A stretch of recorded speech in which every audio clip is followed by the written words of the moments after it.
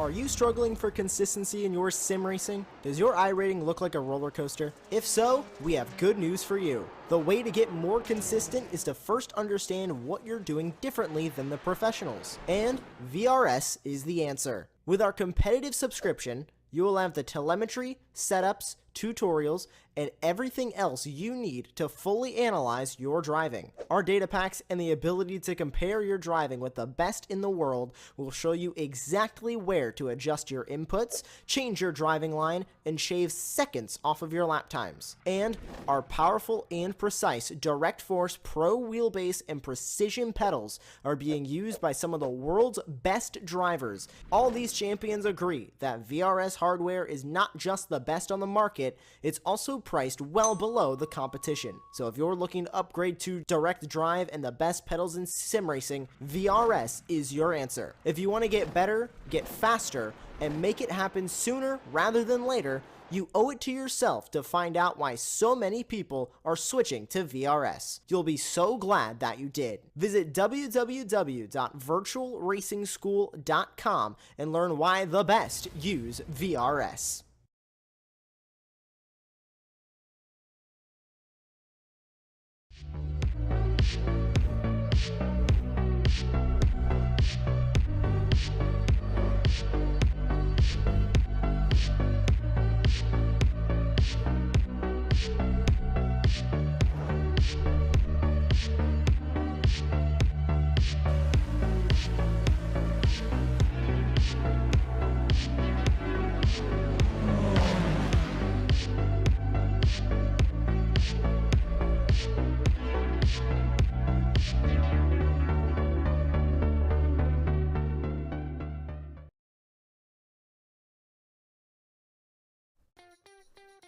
With the Spa 24-hour looming, many teams and drivers prep is well underway.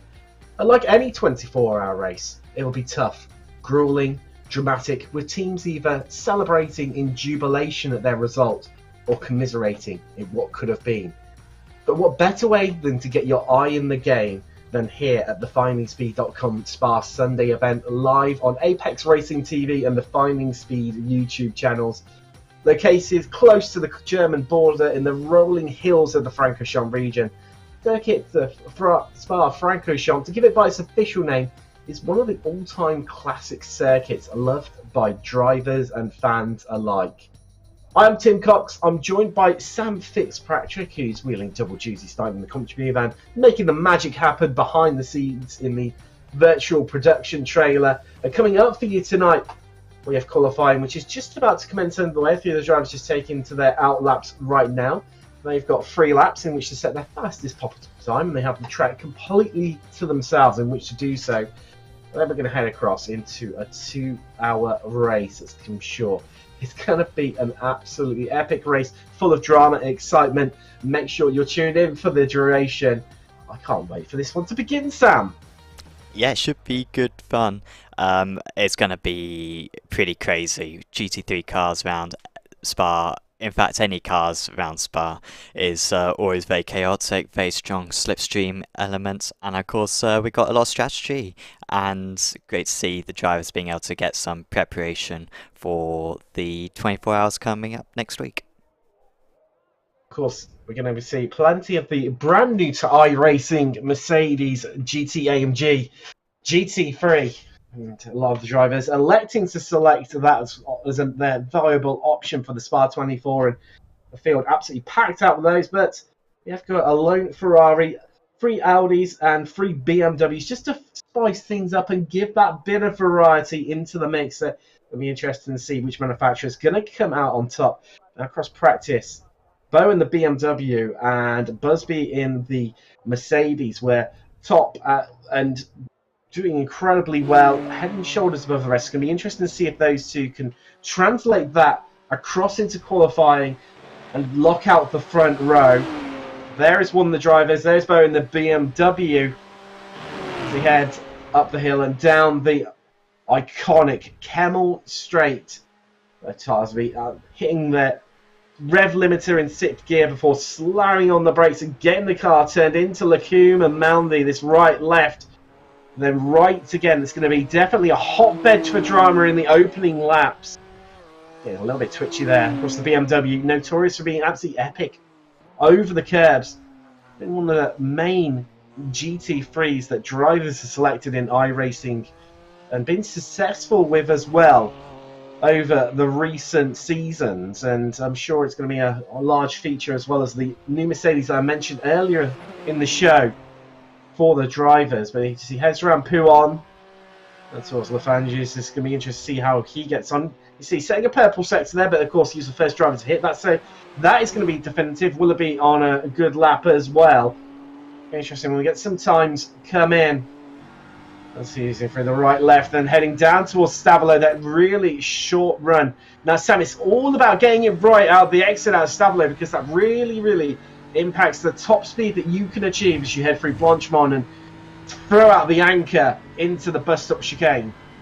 Absolutely, it's one of the most important corners on the entire circuit, especially with Blanchemont being so easy flat, really, in this qualifying setups that the drivers are using. It really does affect you all the way down into the chicane. He does put out the anchors, and that all seemed fairly neat and tidy. I'm sure there'll be room for improvement later on, but so far that's a good benchmark for him to set for the rest. So 2:14.9. Cracking lap from Bo there to set the benchmark. Drivers to beat Willoughby getting the second time on the board as well. We have a scuttle load of drivers coming across the line. Busby takes new provisional pole there. The 2:14.7. Vesta, his teammate for Effect Esports. We've got 6 Effect Esports drivers inside. So 3 Effect Esports drivers inside the top 6 even. So we've just been demoted down as I say that, but well, mentioned about those 2 protagonists and the initial pace being set by the pair of them, Vesta. Jordan Charles having good laps as well in the second row provisionally with Culverwell. Posma, that is Alexander Posma. Sebastian Posma was behind him on the grid, but it's going to start a row behind as things stand at the moment. Well, Lagerward, great lap from him to head up into 6th place in the Mercedes, but well, it's all about the Mercedes, isn't it, Sam? Initially in qualifying, it's only the BMW of Bo that appears inside the top 10 that isn't a Mercedes. Well, actually, made that even the top 12. Yeah, it really does seem to be Mercedes domination pretty much at the moment, doesn't it? It seems to be very much the car to go with at the moment, and these drivers are using it absolutely to their advantage. We'll hopefully see maybe a few of the other cars maybe use their strengths later on in the event. I think the Mercedes are a little bit capped on fuel potentially. I think I saw in the BAP, so that might be a factor to consider later on. As most of the drivers at least are currently setting their second lap times. Of course, this being a lone qualifying session, we should see some big times coming up quite soon. Sure, we will do indeed. Well, there's the man who held initial pole position, Bo, having snatched away from him by Busby. So he comes round through the chicane. He's, of course, called the bus stop chicane. Still named by many of the purists that. Of course, it used to be a bus stop back in the day. You used to take a left and a right, followed by a right and left, similar to obviously what you have at Watkins Glen. These days, it's just merely a chicane. As there is a Vesta currently in 3rd place. Heading on, here's Outlap looking to go again. Going to be interesting to see how he gets on the Dutchman. And plenty of Dutchmen represented, especially inside the top 10. We've got 6 of them, no, scrap that, 7 of them, in fact, today. Here at the Spa Sunday event. That's on board with Culverwell now into the chicane. Who doesn't love that big grumbling V8 that Mercedes produced, that 50 cal soundtrack? And it's great to see so many people are driving the new Evo version of the car. The previous iteration had sort of fallen out of love a little bit with many of the drivers. Of course, we'd had newer cars come along in the guise of likes of a Lamborghini. We'd had, of course, the newer Ferrari as well, the Evo version of that as well, the 488 GT3. The BMW. And now we have the new Evo version of the Mercedes. And towering the power down the Kemmel Straight is Culverwell. Just topping out here at around 270 kilometers an hour. Onto the brakes, mounting the curve, taking as much as you dare there into Lacombe, and taking plenty of the exit. Oh, moment, that's going to be a time deletion there for Culverwell, and he knows it, backing right out instantly. And I think that's going to be done and dusted for him in qualifying, because even if he heads back to the pits now, Sam, we've got 1 minute 30 left on the clock in qualifying. He's not going to have time to get out and get another outlap under his belt to go again. And this is one of the dangers here at Spa, with such a long track length at 4.3 miles, nearly 7 kilometers long. Yeah, absolutely is. Yeah, I mean, it really puts you to the limit, as there goes Bo to the top of the standings. We've still got Busby to complete his next lap time.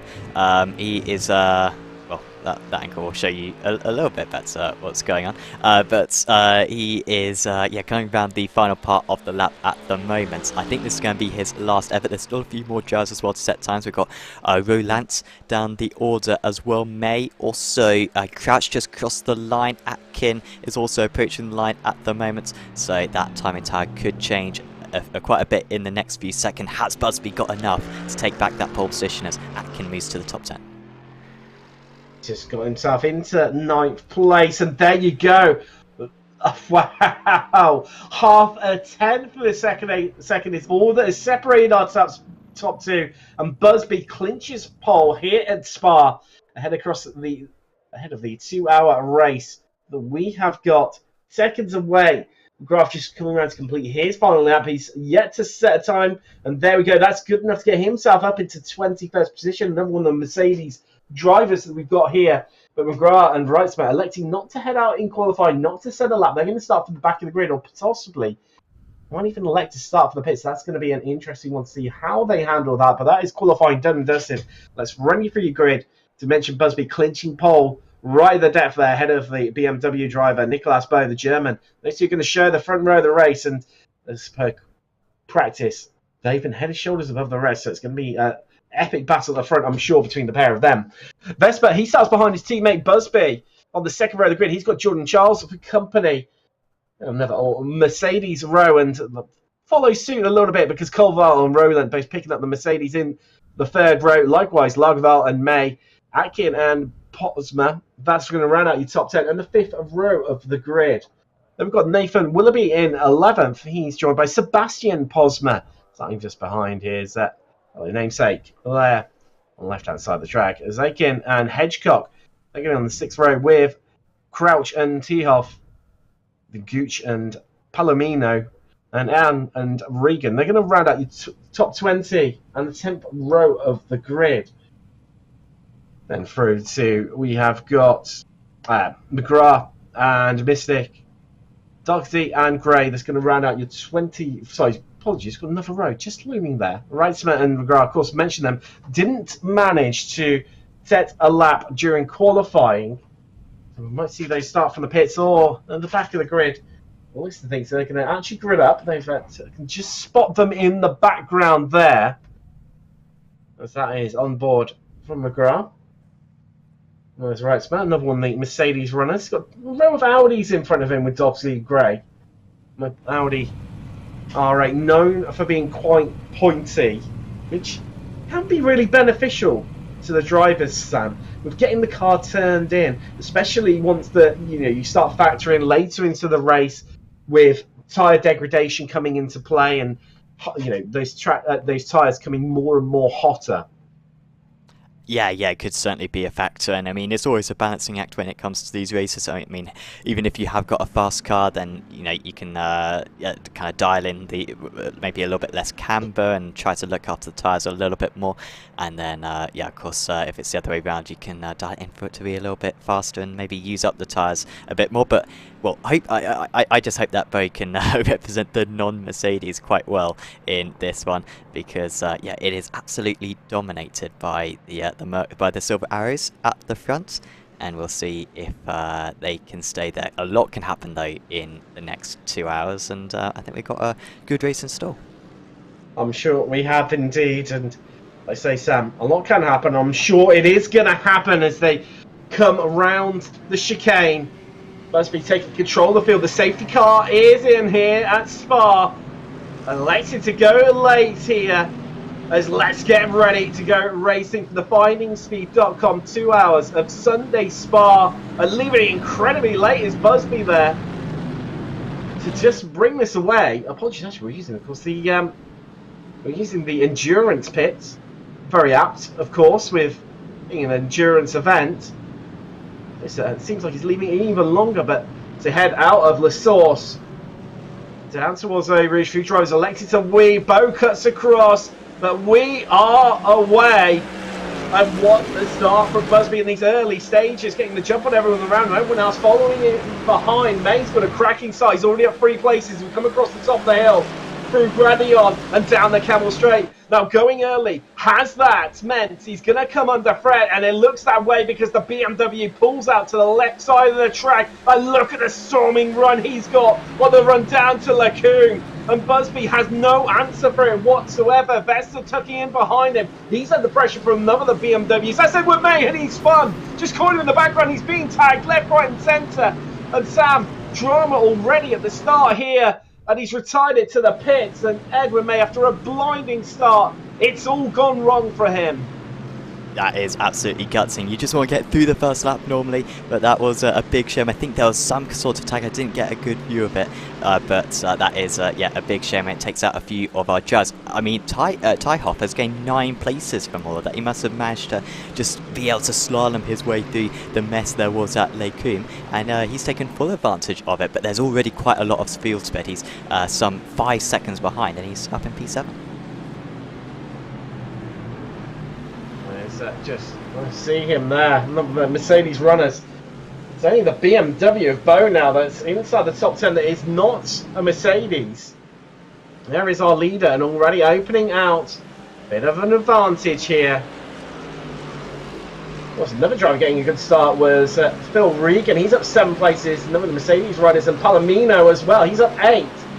Big gains, big losses. Great in the Audi, another gainer as well. He's down in 17th now. Great start from the Canadian. It's like I say, oh no, that's one, and the BMW's off there. Oh, and as everyone scatters left, right to try and avoid them. That is Crouch, the American, and a big moment in these opening stages of Blanchimont. He hits the wall, and the front end of that BMW is in such a sorry state. The RPM Racing driver is going to get going again. That is Roland just heading through there.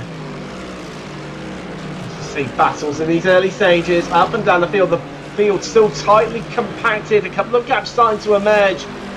There's Palomino already up 8 places inside the top 10 and looking to defend and keep hold of that honour for now in the 5.86 because he is under pressure from Zakin and Gooch. As Zakin just heads down to the inside. Gooch, well, a bit of a flash in the back, lights in the background there from Polsma. Sebastian Polsma, he's getting a move done too. But side by side through Lacoum. And they're just about going to make it. And Palomino, I think, maybe picking up a slowdown there because he's backed right out of the throttle. Oh, that's allowed Zakin through and Gooch. A relatively easy move for the pair of them. But the trouble is that it's now backed him right up because Regan is now on his tail. Likewise, Sebastian Posma, Adam Hedgecock in the Ferrari is not too far behind. So head through No Name and descend down to Pouon now. Flashing the lights in the background there. Drivers trying to get an early advantage, distract their drivers into making mistakes in these early stages. So there is another move. That is Willoughby losing, well, I say losing a place to Largo Alden. Oh no, he's just lost the rear end. He's just a slow spin. But he's gone round too much. He's had to take it onto the grass. But oh no, that was incredibly close there, Sam, as he looked to get going again. Just backed it out and maybe a little bit too far back, and I was surprised he wasn't collected there. Yeah, that was tricky to tell how far he was going out, wasn't it? And yeah, I thought that was really worrying right there. But yeah, they managed to all get through on that occasion. and yeah, now has to rejoin the race and try to catch up. You can see he's now about 5 seconds behind the rest of the pack, and well, he should be able to make that up fairly quickly because they're battling so hard up ahead of him, but it's still an early setback, and yeah, lose him a lot of track position. Things just starting to settle down.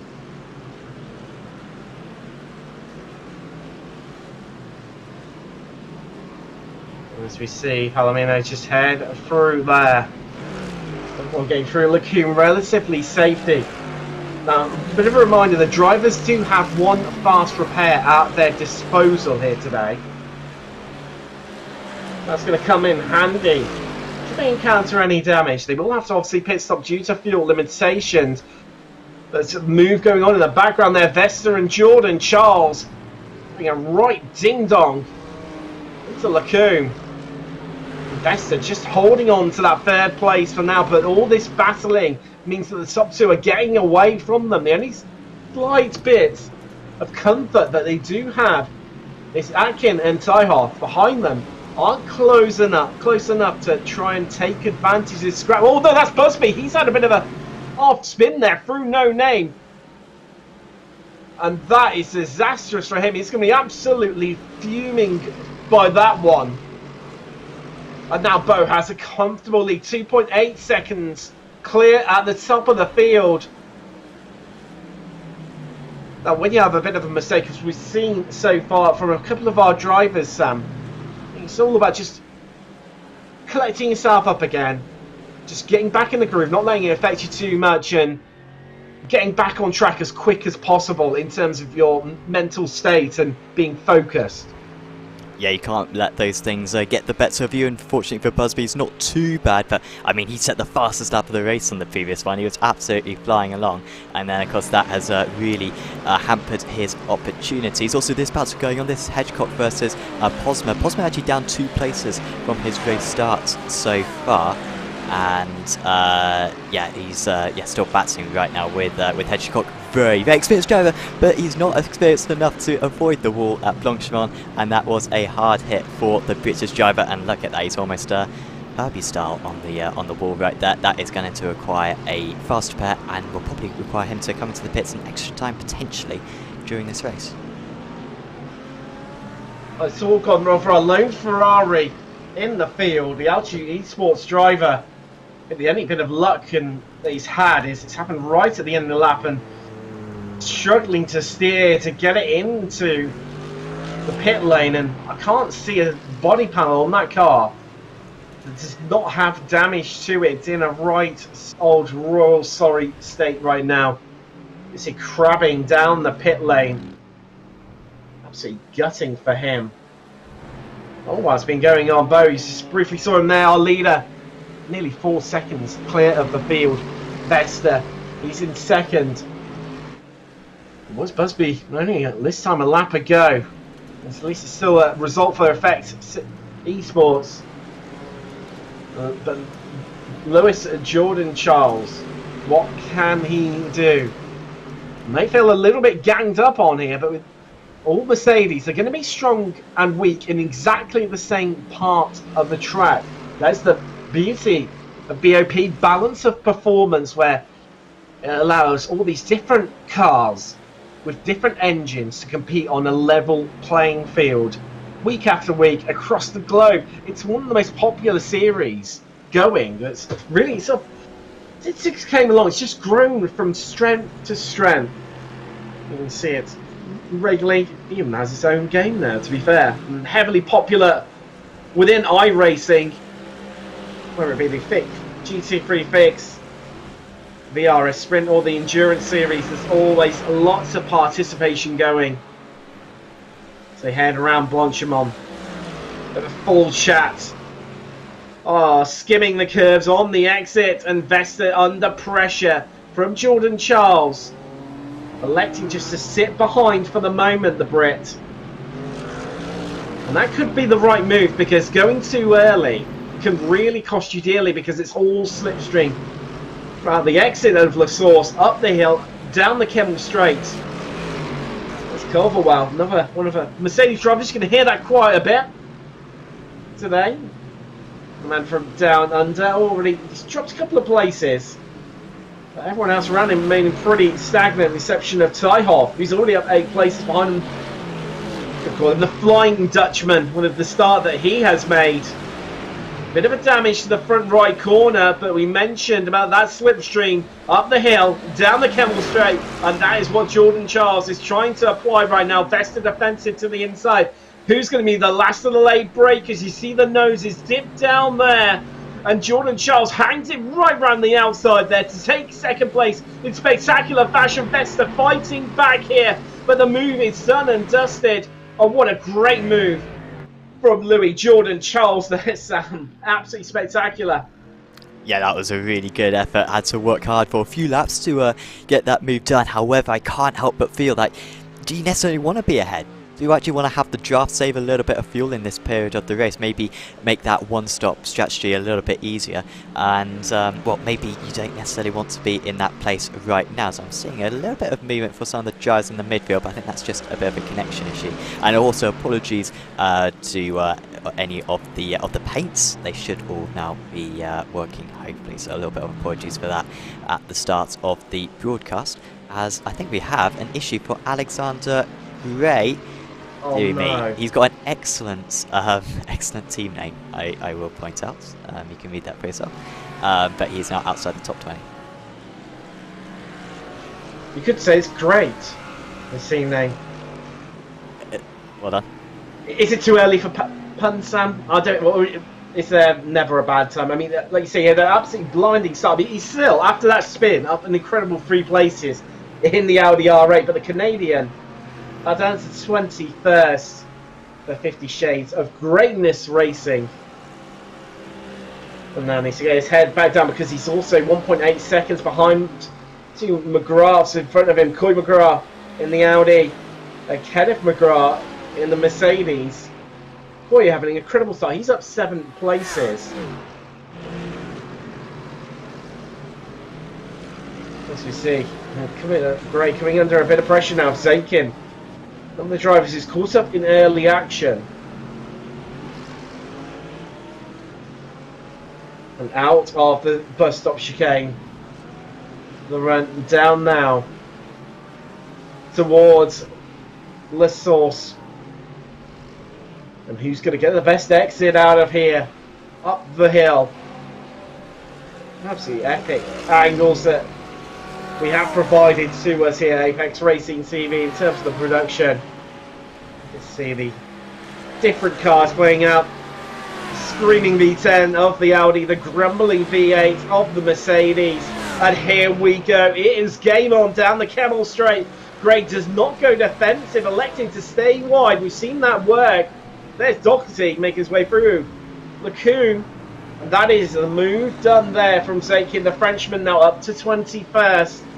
Next target, Kenneth McGrath, another the Mercedes in 20th. And number 8, you can bet your bottom dollar is going to be getting his head down. And already pulling out an 8/10 advantage over Gray in the Audi. Great stuff for the Frenchman there. Let's go pals up and down the field. One thing I have spotted, Sam, there is Vesta, who's dropped another place. Busby's his teammate has made it past him.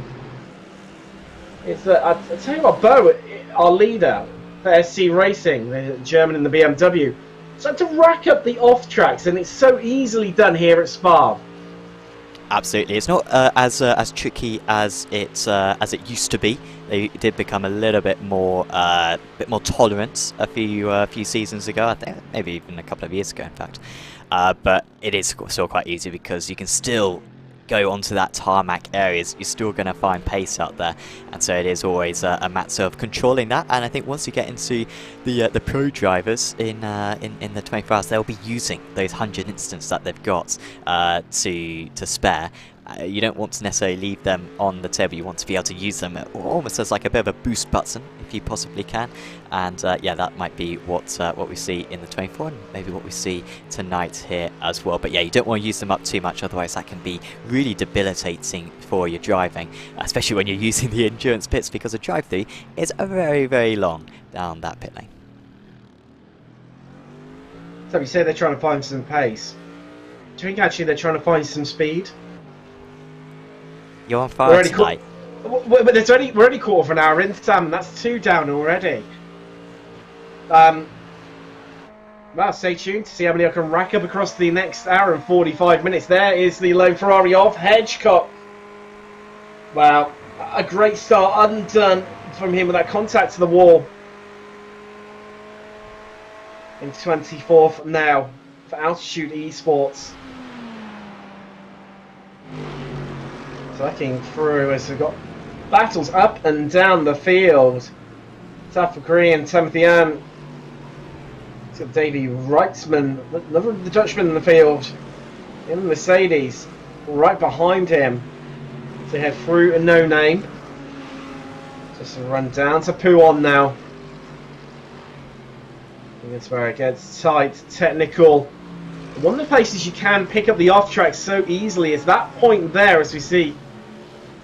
I'm sure, probably picking up one there from running a bit too wide. And as Sam mentioned, the off-track restrictions did get reduced and I've been made to feel not as harsh in recent times. A lot of that came down to Mercedes W12 F1 car when that came to iRacing, where one of the things that Mercedes stipulated was that they wanted the off-tracks within iRacing to emulate what the drivers experience in real life. Of course, iRacing has a lot of real-world drivers take part in the sim, including F1 drivers, as we regularly see. As there you go, this could be move on here. As Alan goes defensive, left-hand side of your screen, but he's braked maybe a bit too early, and round the outside goes Reitzman. A great move. That's up 11 places now for him in the 23 machine. And dispatching on relative ease there. He's still now only up 4 places. So a relatively good start from him, but that's what I'm saying. One thing that was stipulated was making the loft tracks the same as what do you expect in real life, because the last thing that they wanted was the drivers getting used to iRacing's off-track limits and therefore affecting and impeding on their real-life pace, where they maybe have a bit more freedom in some of the corners compared to others. And of course, iRacing, naturally, when they rose to the challenge, adjusted things. You regularly see the likes of Verstappen, I've seen Perez on here, and former F1 drivers, Chandler, Davison, DeResta. I've seen, it's basically a who's who pretty much, isn't it, Sam? I've had the absolute pleasure. That slight surreal moment the first time you race against a real-world driver. I've raced against Nicky Team and Shane Van Gisbergen. I know that current third place Paul Busby has raced against and beaten at Long Beach in a GT3 Fernando Alonso.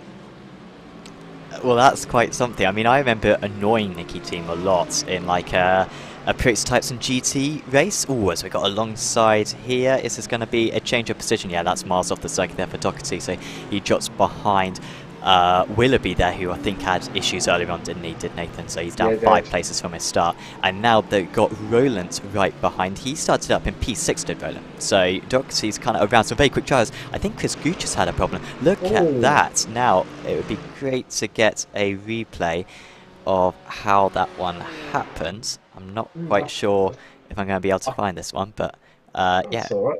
it was quite a crash. Yeah, someone looking good there. It looks to me like the exit of Stavolo. They had the incident. And maybe the replay will have to explain a bit more about what happened to him. Let's see there, but there you go. So there you go. Off gets a bit wide, but that doesn't affect him too much. There you go. Caught the bit of the grass, the AstroTurf and the gravel track for good measure on the exit there with the rear left of the BMW M4 GT3. And that purchased him a one-way ticket to the barrier on the inside for Chris Gooch. Not the start that he would have hoped for here at Spa. I'll tell you what, since getting ahead, Jordan Charles, he hasn't really been able to pull away too much here. Still, if it's not one or the other between BuzzFeed and Vest of the Effect esports guys.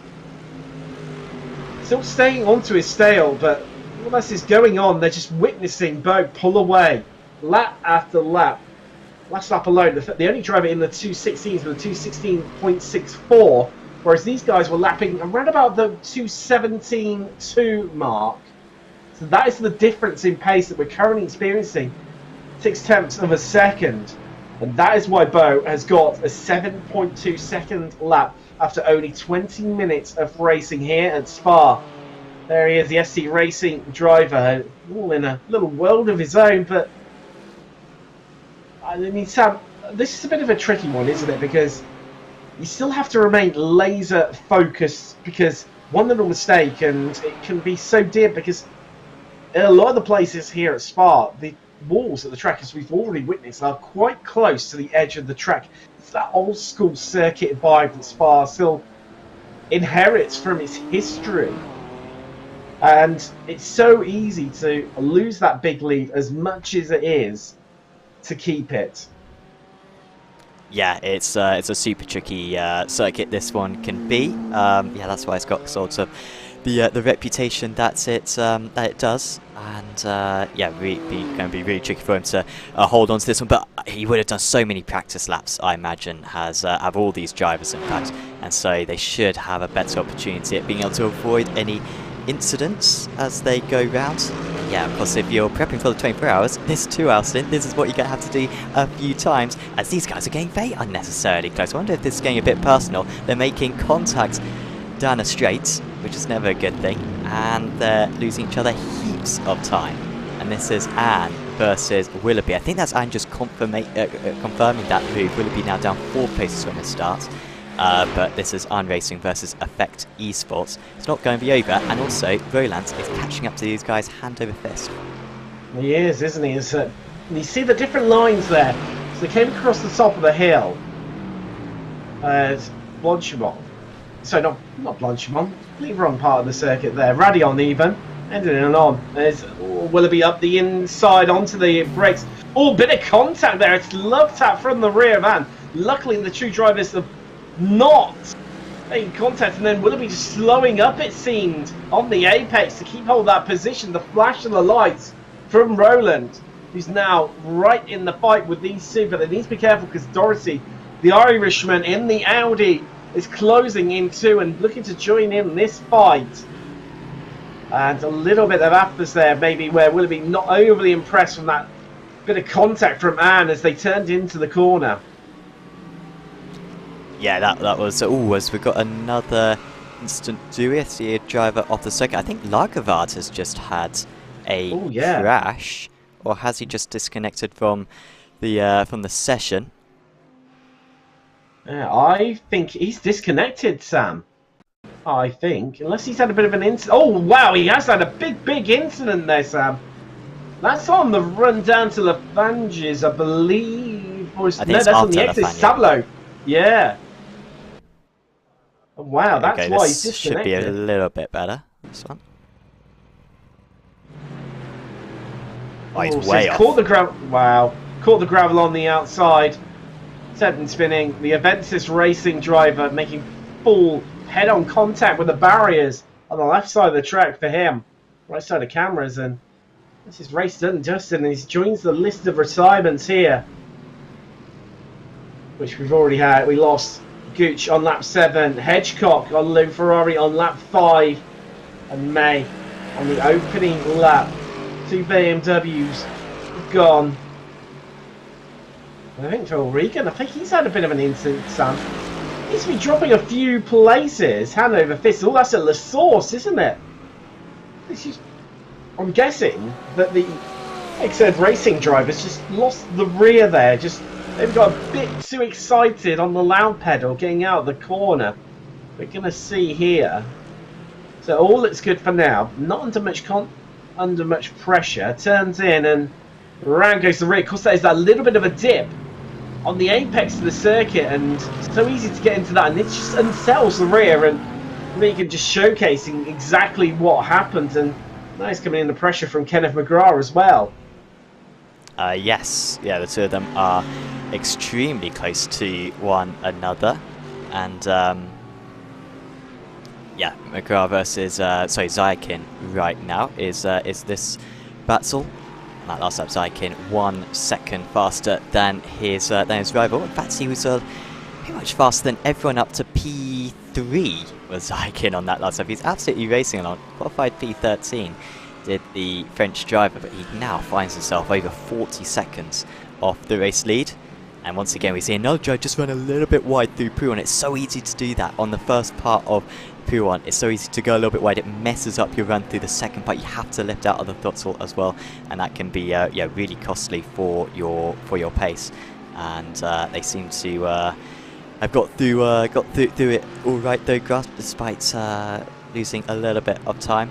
But there's just no resistance here at Spa. You know, once the driver in behind gets in your draft, and if they're a little bit faster, then you know that you're not going to get any time off. You're going to be under pressure for the foreseeable future. Under pressure, Coy McGrath from Mercedes and Zayakin. And this is going to be a move surely on the brakes into the chicane. McGrath and the Audi just going to allow him through. The Slam Racing driver. Oh no, he's into the pits, and he's getting into pit window territory, and he's elected to go early as the Audi driver. And Roland, the only other driver, but that was all the way back on lap 1. He headed to the pits. And this, with running the endurance pit, it's such a long trawl, and it feels like it takes absolutely forever, where you just sat on the limiter, you're watching the relative people stream past you while you're trundling through, Sam. Yeah, sorry, I got confused for a second. I was thinking, oh, it's a drive-through penalty, but no, of course, it's yeah, the long pits. Yes, man, this is rough, and that means that he'll have to make one more pit stop after this. I think some of the drivers, maybe you know a bit more about this than me, Tim, but I believe the drivers are going to be pushed to get it to a one-stop. They're going to have to do some fuel saving, so maybe this is just scheduled for McGrath, and he's taking that first pit stop a bit early, committing early to a two-stop strategy, while maybe a few others try to go for the one-stop. It seems that way, doesn't it? Just going early, and it seems almost like it can play to your advantage, though, where you're able to get out into some cleaner. You're not stuck behind another driver, or you're not being pressured by someone behind. And that just allows you to, you know, set some decent pace, get some laps under your belt, and inevitably try and climb some positions with that alternate strategy. And talk about fuel saving. These two have currently remained in position pretty much as they have been for the last few laps now. Currently just heading out on to lap 13, 27 minutes complete, and must be happy to sit behind Jordan Charles, who's been soaking up the pressure, and they know that they need to work together if they are to give an answer to Nicolas Bö, the Germany's leading, because that gap's now up to 10 seconds, and Bö is lapping in the 2:16. Low 2:16s at that. Last time around set the fastest lap of the race at 2:16.32, whereas these guys last time around lapped, well, in Jordan Charles' case, 1.1 second, and a dip of the clutch there, Sam. That's why they've got the slower lap pace, because there is fuel saving going on. Now, a dip of the clutch from Jordan Charles must be just sitting in his slipstream range, and that gap has maintained lap after lap at the window of 3 to 4 tenths. And I think that's why Bö and the BMW just going for it, full chat, hammer for leather, and pushing on and growing that gap that way. Just coming around a bit of the lap traffic. Currently that was Coy McGrath. He just managed to make his way past. Next one up is Brian Crouch, but he's a little bit further on around the circuit. You can see the way this BMW could just eat up the curbs. Absolutely monstrum. It's one of the strengths of this car. It's one of those great all-rounders cars where it's relatively easy to drive, but not always necessarily the quickest. But quite often, Sam, that's what pays to an advantage in an endurance race. You want a car and a setup that's just easy to drive and might not necessarily be the quickest, but you can actually make up a lot of time from having an incident-free race. Yeah, for sure. Yeah, you need to have that safety underneath you whilst you're racing around. Then maybe for this race, maybe the drivers would have set up a slightly more risky car, maybe taken a little bit of rear wing out of it, so that they got a bit more ultimate pace. But I mean, if they're using it for the 24 hours, for prep for the 24 hours, then of course you want to have a stabler car as possible. You feel like you can push it as hard as you can, and you're not sorts of on your tippy toes for the entire race. Otherwise, that's going to be a very long day of racing potentially for you. By the way, the battles have sort of calmed down a little bit. That Jordan Charles versus Busby battle was actually the closest one we have out on circuit. So yeah, I'm sure everyone's going to get a little bit closer. I'm seeing a lot of like 1 and 2 second gaps, but yeah, at the moment it's just got a little bit calmer out there on circuit. Certainly has to be nothing. Half an hour gone. Oh, Sam, we've had a change for second place. I've just seen on the timing sheets. It's got the move done. Busby versus Jordan Charles. They've swapped around. And how they're coming down now for Busby. Can he pull away from Jordan Charles, who we know is playing the fuel-saving game? Compared to it last time around. And this, I think, is going to be a relatively easy move. Well, no, Jordan Charles goes defensive to the inside. Busby says, thank you very much. I'll take the outside line, keep my foot in, brake late, and gets the move done before they've even turned in, let alone reached the apex. And Lacombe there. Yeah, I wonder if he was sort of just letting that one go and trying to get a little bit of the draft himself now, because I feel like if you're behind in this pair, then I think you want to be behind in this pair, if anything, because I think that's going to be where you get the more of the fuel saving, especially if these guys are trying to pull off that one-stop strategy. So yeah, I think that's a good decision there from Jordan Charles. He's stayed close though.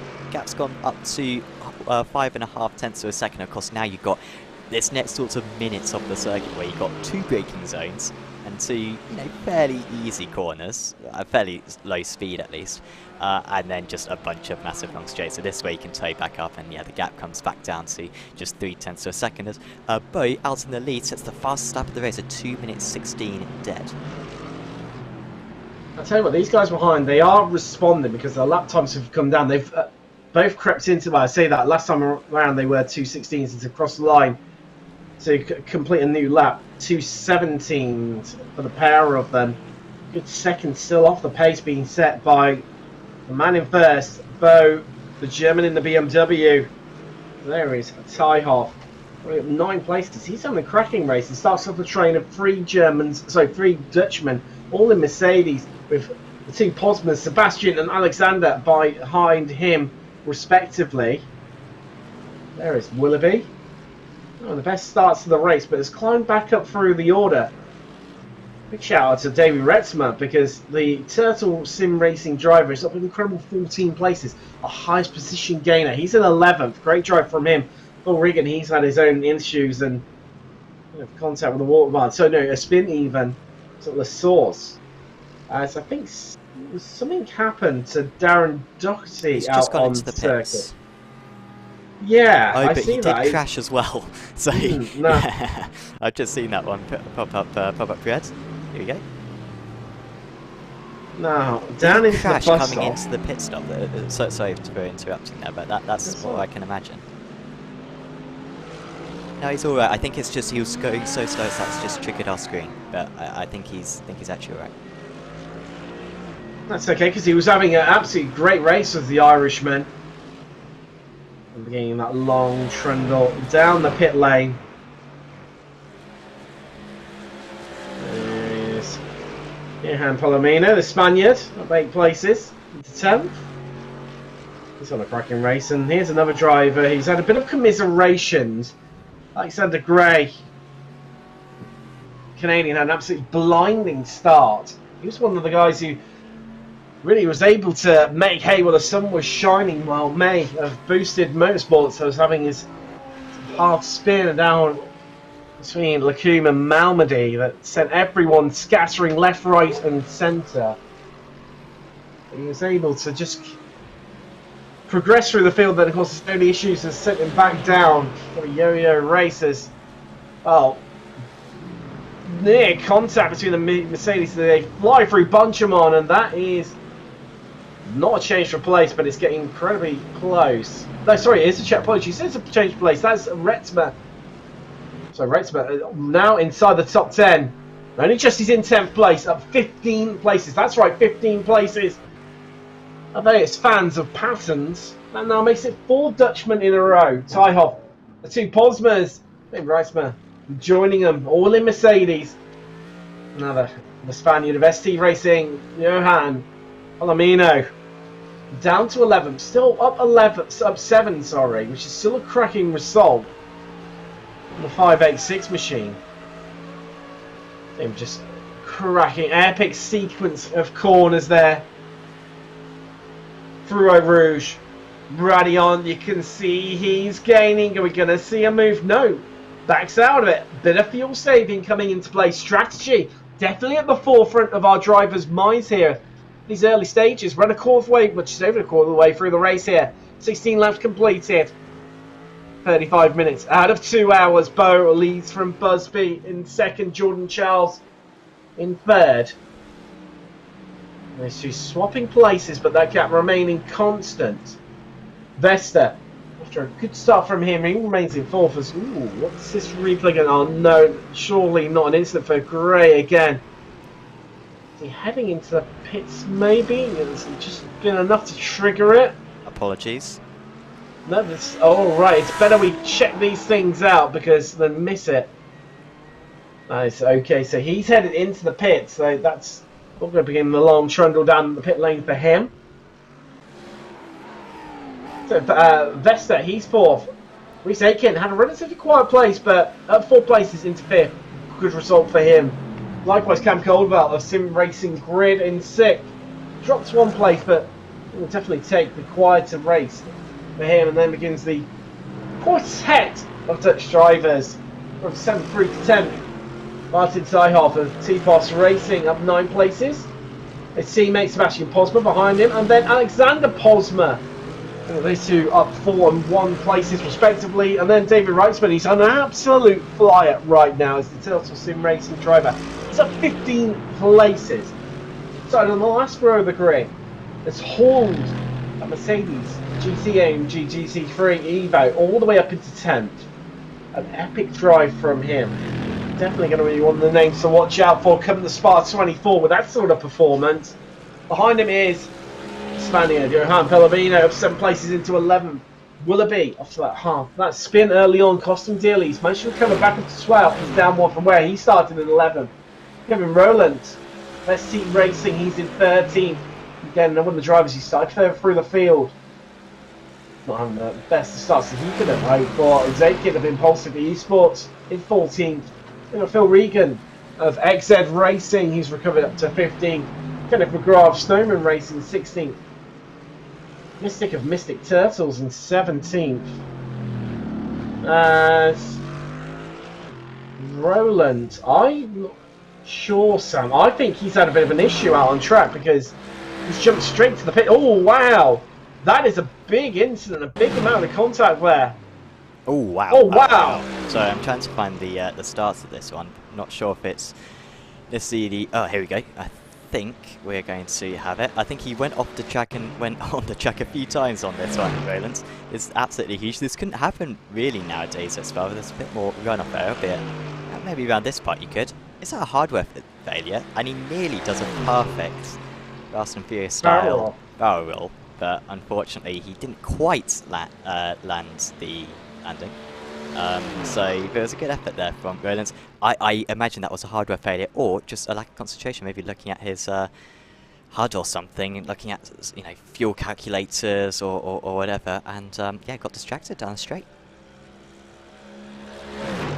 Absolutely gutting for him, but a big spectacular accident there.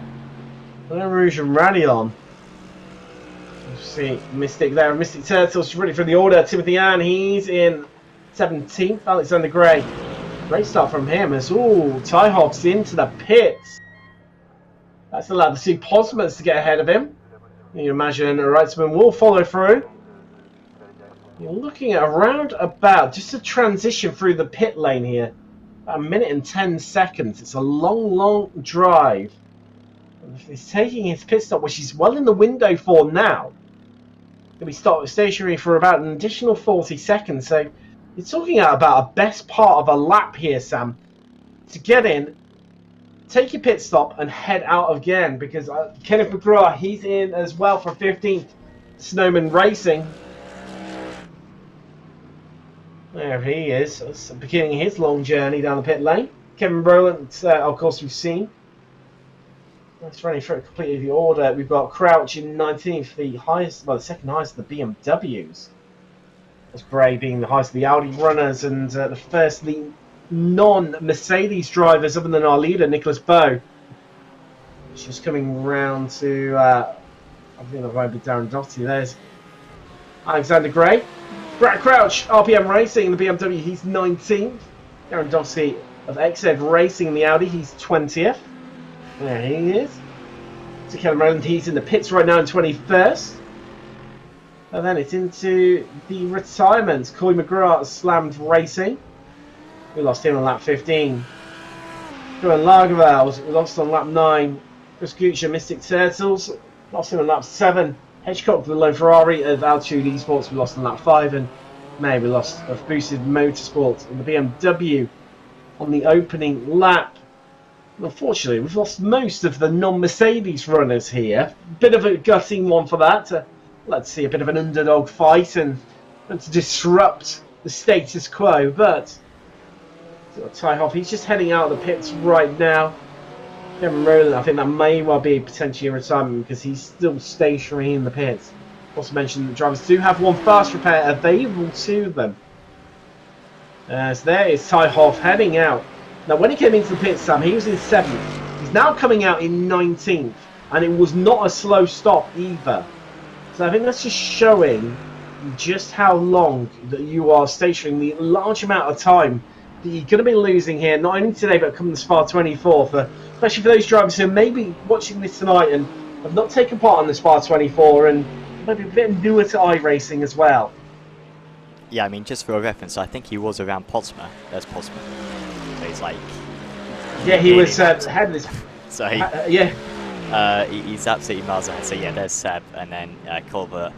Well, I think was between the two of yeah, he was between Calderville and Posma. So yeah, it's absolutely massive, and it always surprises me whenever you have the long pit lane. It is absolutely insane. And of course, if you can get it down to one stop, you've absolutely got to, because they were racing in the BMW Sim Cup a couple of weeks ago, and that runs the BMW GT3, and that, at least for the pro guys, they were just all fuel saving massively and just going for the one stop, and I think that was using the GP pits, if I recall correctly, not the endurance pits. So I mean, for those guys, it'd be an absolute no-brainer to save the fuel and limit your amount of pit stops. I think that's what most drivers are doing here right now. But if you got an extra pit stop, if you take damage early on, even if with that faster pit, you've still lost a minute and a half just by going down the pit lane. It is absolutely crazy just how much time you lose around the circuit. It is. I tell you what, Simon, it is brutal and savage if you end up wrecked. And, well, so many other drivers have fallen foul of that one as... Ooh, David Wrightsman, as something happened to him. He was an absolute flyer. Started on the back row of the grid and climbed over 15 places. So there's the Turtle Sim Racing driver. All looks okay. Heading down towards Stavolo. Oh, failure.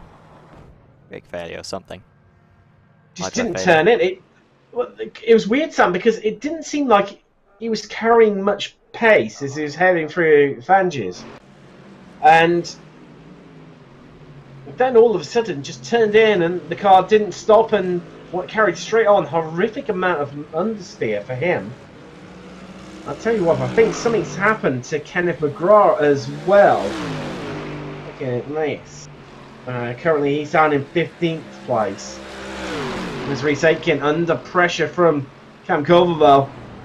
SD Racing versus Sim Racing Grid. It's Reese. His teammate Nicolas Bow still leading. I got 12 seconds. So since Busby has made it past Jordan Charles, he's managed to at least keep that gap sort of stable. Last up alone, those two 1/10 even apart in terms of lap time between the pair of them. That gap's still on mammoth 12.7 seconds, and I think the damage may well have already have been done, Sam, in terms of that battle for the lead between those two. Yeah, definitely. Yeah, I think I don't know if well, Busby, their pace has got very good, so I'm trying to yeah, figure out. But like, yeah, on that last lap, Busby and Jordan Charles, yeah, personal best laps of the race. But yeah, you're right that the gap's already there between the top two, so it's going to be very tricky for Bo to lose this race from here on in. But I don't know, maybe if he has to fuel save a little bit more later on, that could be a difference. We should be able to get the lap time history actually up on screen, and you can see how there hasn't been a big difference for a while. Still Bo ever so slightly faster, but this is Spa, this is a long circuit, so that's not a big difference. But look at that consistency. Every lap recently gradually getting slower, but that's probably due to the tyre wear, but still within 0.3 of a second of one another. Busby absolutely lightning. Look at that, 15.8. That's the fastest lap of anyone so far in this race. Wow, what a lap there. First driver into the 2:15s, and not even by a slim margin, nearly 2/10. A great lap from him. Maybe traffic as well, Sam, starting to play a little part of the story of what we're seeing unfold. Because I tell you what, Bo, he's just had to get past Crouch and Tiehoff by the looks of things. So I think that may be why there's a slightly slower lap, but even so, electric pace from the FX Esports driver right now in second. As he hunts down his rival at the front of the field. But well, and if he was doing that lap time with fuel savings, we just had that massive dip of the clutch there, Sam. I think that just makes it all the more impressive, really. Yeah, it's yeah, absolutely mega right now from Busby. And well, I mean, where was his pace earlier on? I mean, I don't think it was just because he was fighting, because even when we did see him in clean air, he wasn't delivering this level of pace. But yeah, all of a sudden, half an hour into the race, or 45 minutes into the race, and he's cast it into its sweet spot, and he's making pay right now. Of course, whilst these guys absolutely want to win this race, this is a good barometer to see where they are. Many of these guys were raced against each other in the FindingSpeed GT3 Championship, the Aztec Championship, and also probably official season or whatever. So it is interesting when you're out there to compare your lap times, because sometimes you can have a driver who's who put in a few hundred laps of a circuit, turn up, and you're usually half a second clear of them, and all of a sudden you're beating them, or they're beating you. So whilst Busby may not be able to bring this gap all the way down, if he can cut it down and feel like he was actually faster than Bo today, I think that would still be a little bit of a victory in itself, and bring him some confidence going into the race in 6 days' time. Zip the clutch there once again into the bus stop. Yeah, the fuel saving strategies that are being played out definitely by Busby, and I'm sure many other of our drivers here on Spa Sunday with FindingSpeed.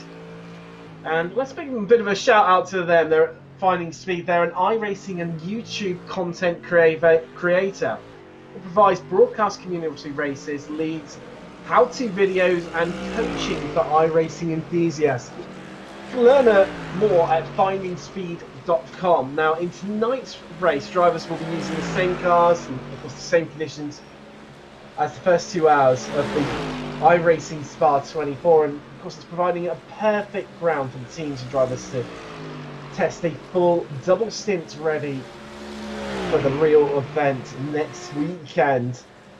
Well, I tell you what, if you'd like to take part in future events, you're thinking, do you know what, there's been some great racing here in this event, you can find out more by signing up to the mailing list at FindingSpeed.com to get updates of any leagues as they come along. Also, FindingSpeed YouTube members get free access to all broadcast community races and discounted coaching, among other perks. You can learn more by clicking the join button on the FindingSpeed YouTube channel. And of course, get yourself and Sam doing a great job, and see more of these great videos. Get them into your algorithm. Don't forget to give it the thumbs up if you're watching us either on the Apex Racing TV channel or if you're watching us across on the FindingSpeed YouTube channel. I highly appreciate it. As you hear the dip of the clutch there from Vesta. As we're hearing for so many of our drivers, and I tell you what, responses are coming in, Sam, because last time around, Bo, new fastest lap of the race at 2:15.7. The first time he's gone into the 2:15s there. So definitely seeing the gap shrink there by a noticeable amount from Busby and Bo. Going quicker. It's going to be interesting when he crosses the line. Is he going to go quicker again? The fuel's burning off. Excuse me, burning off now. He has crossed the line. Well, no, it's not another new fastest lap, but still the 2:15. So he goes a tenth slower than on the previous lap. But still, frighteningly electric pace here today that we're seeing from our drivers. So you see the graphic in the bottom left corner of your screen there. Best at 2:15.7, which was the previous 2 laps ago, effectively. This last lap at 2:15.866. So 1.5 tenths separating those two. As he's still battling for the victory here. 12.6 seconds clear of second. We're just starting to see the cars on the horizon there down the end of the Kimmel Straight. One of them is Alexander Gray in the Audi of the 50 Shades of Greatness racing team. And the other one, not too far ahead of them, 2 seconds up the road, is Kevin Grubb, Snowman Racing. And I'm not hearing the definitive dip of the clutch from Bo right now, Sam. Definitely seems to be lifting off early, though, and coasting through the corners. Fuel save that way. Yeah, there's I guess there's different ways to do it.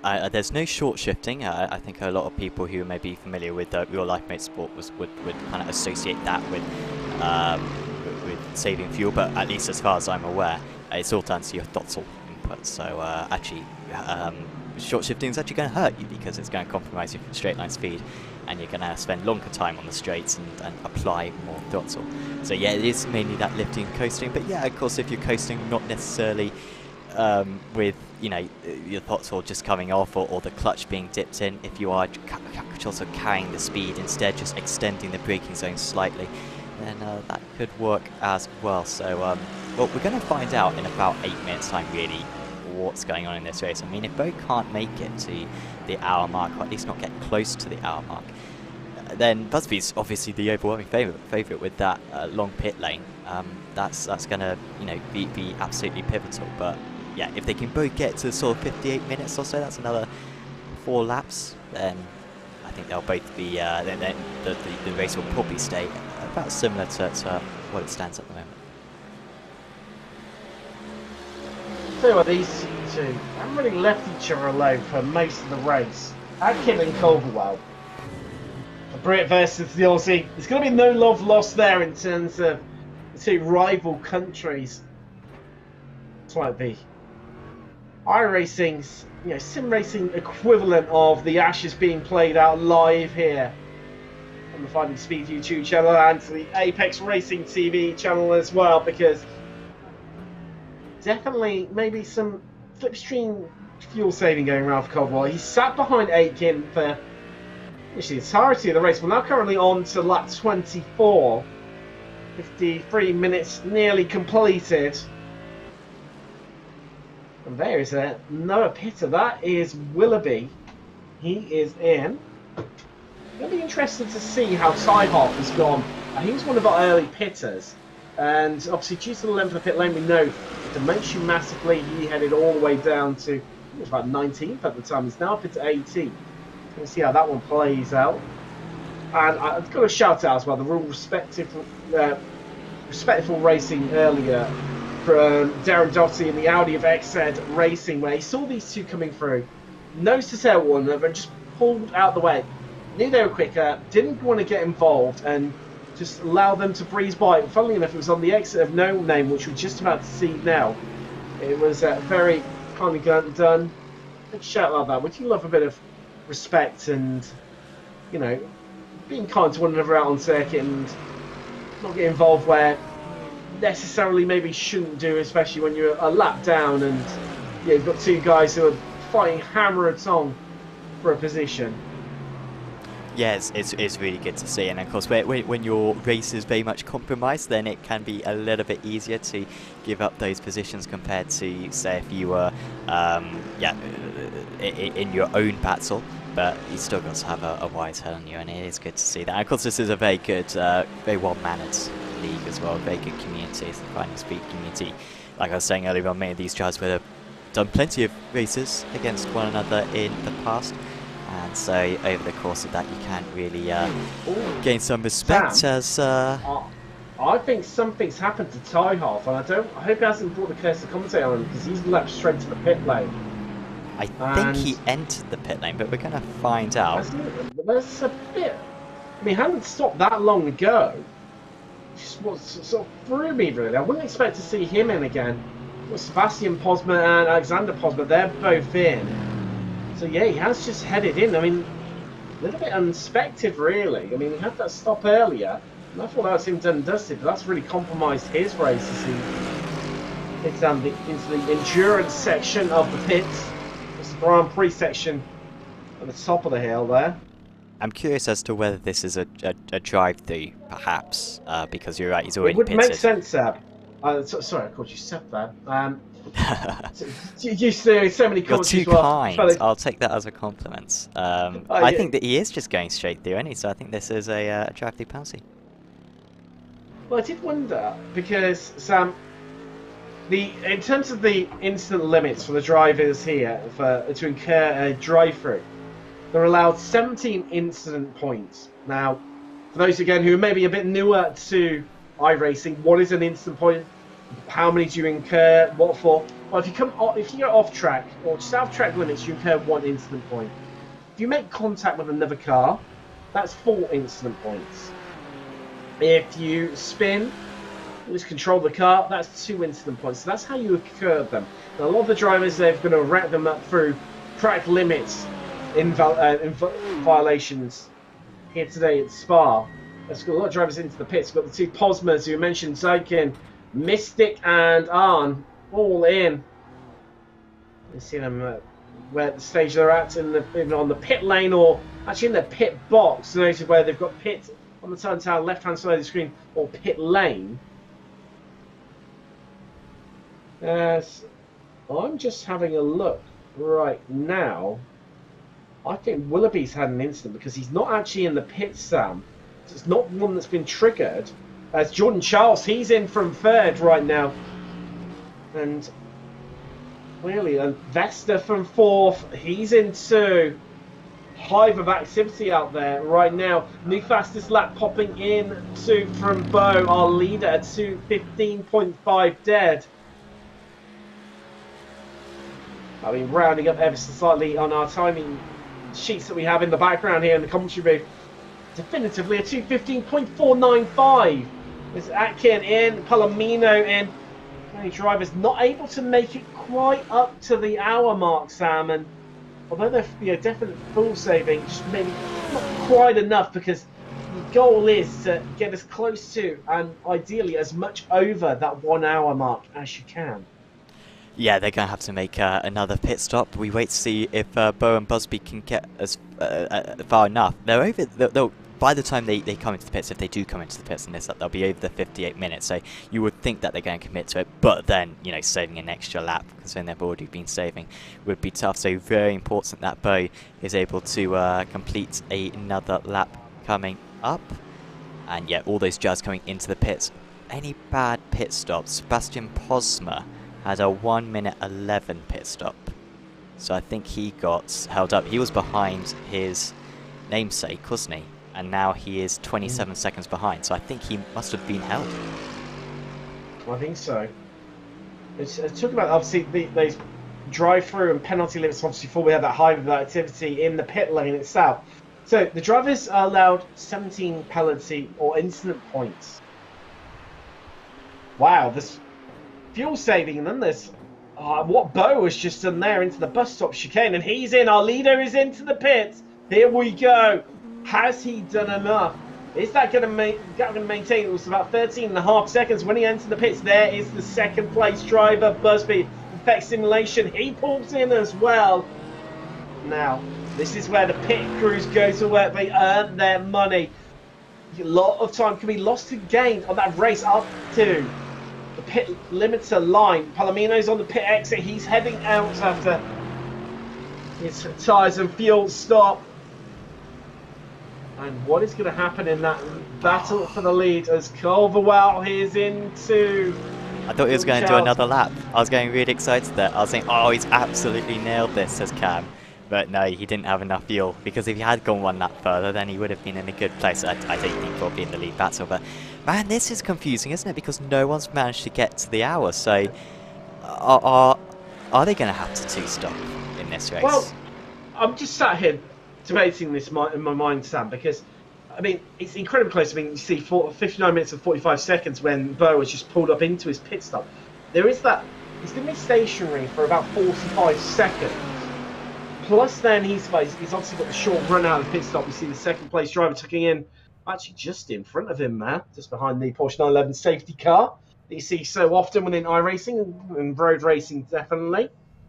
What's costing the ovals? You get the truck quite often, or the... I forget what the pace car they have for a lot of their oval racing is right now, what make and all that is, but there's Culverwell. He's in too, as we mentioned. Now, of course, just revisiting before I drop. So Bo is out. Let's not forget that gap between himself and second place was about 13 seconds.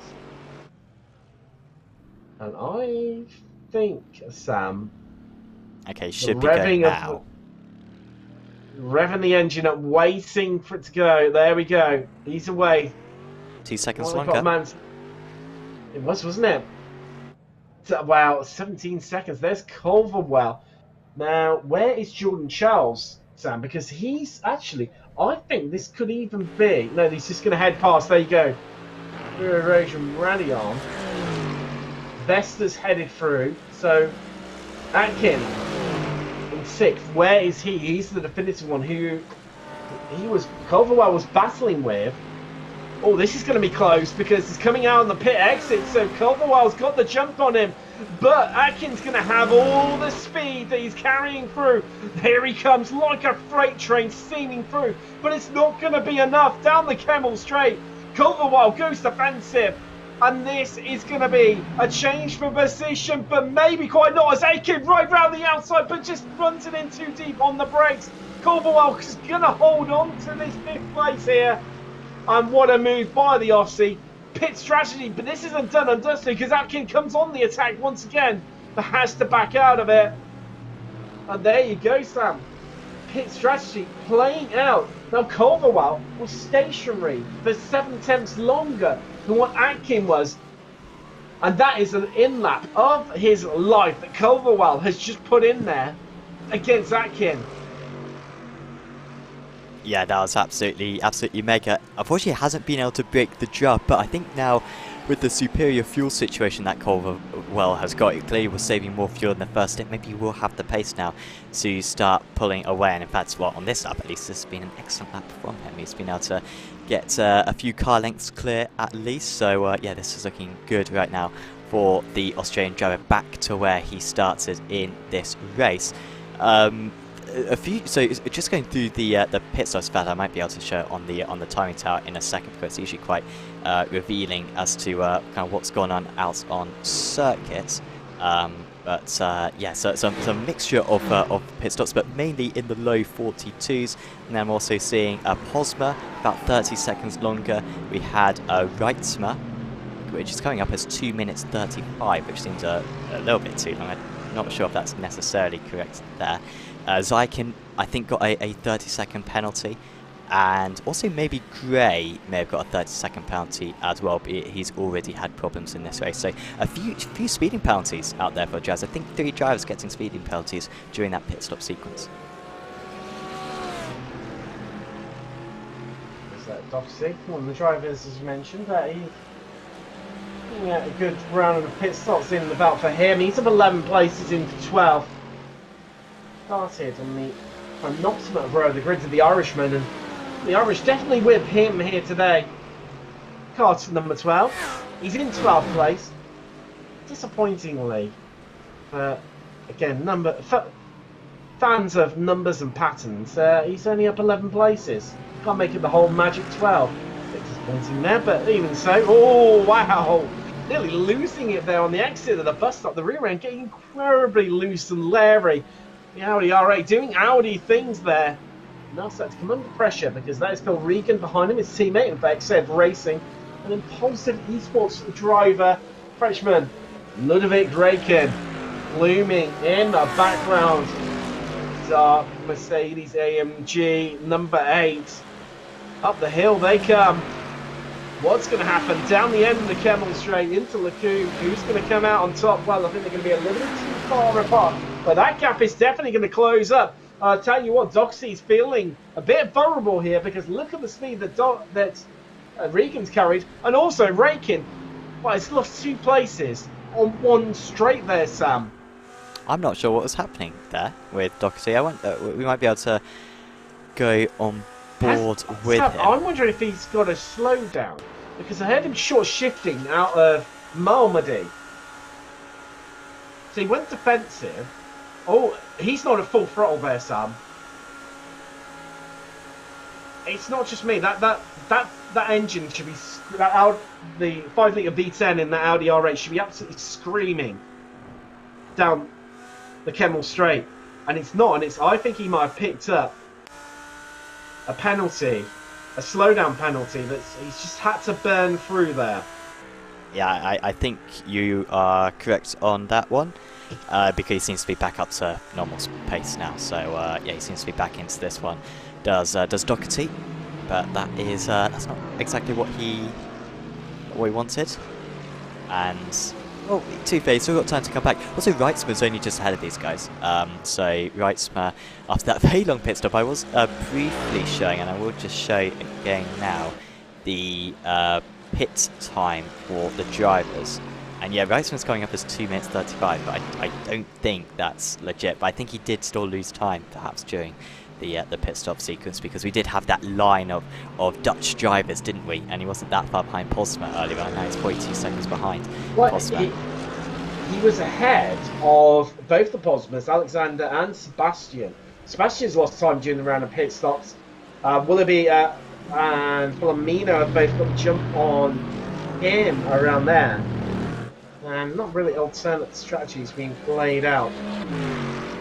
Now, we've started on this conversation a couple of times now. I think it's time to try and finish it off around the incident point limit.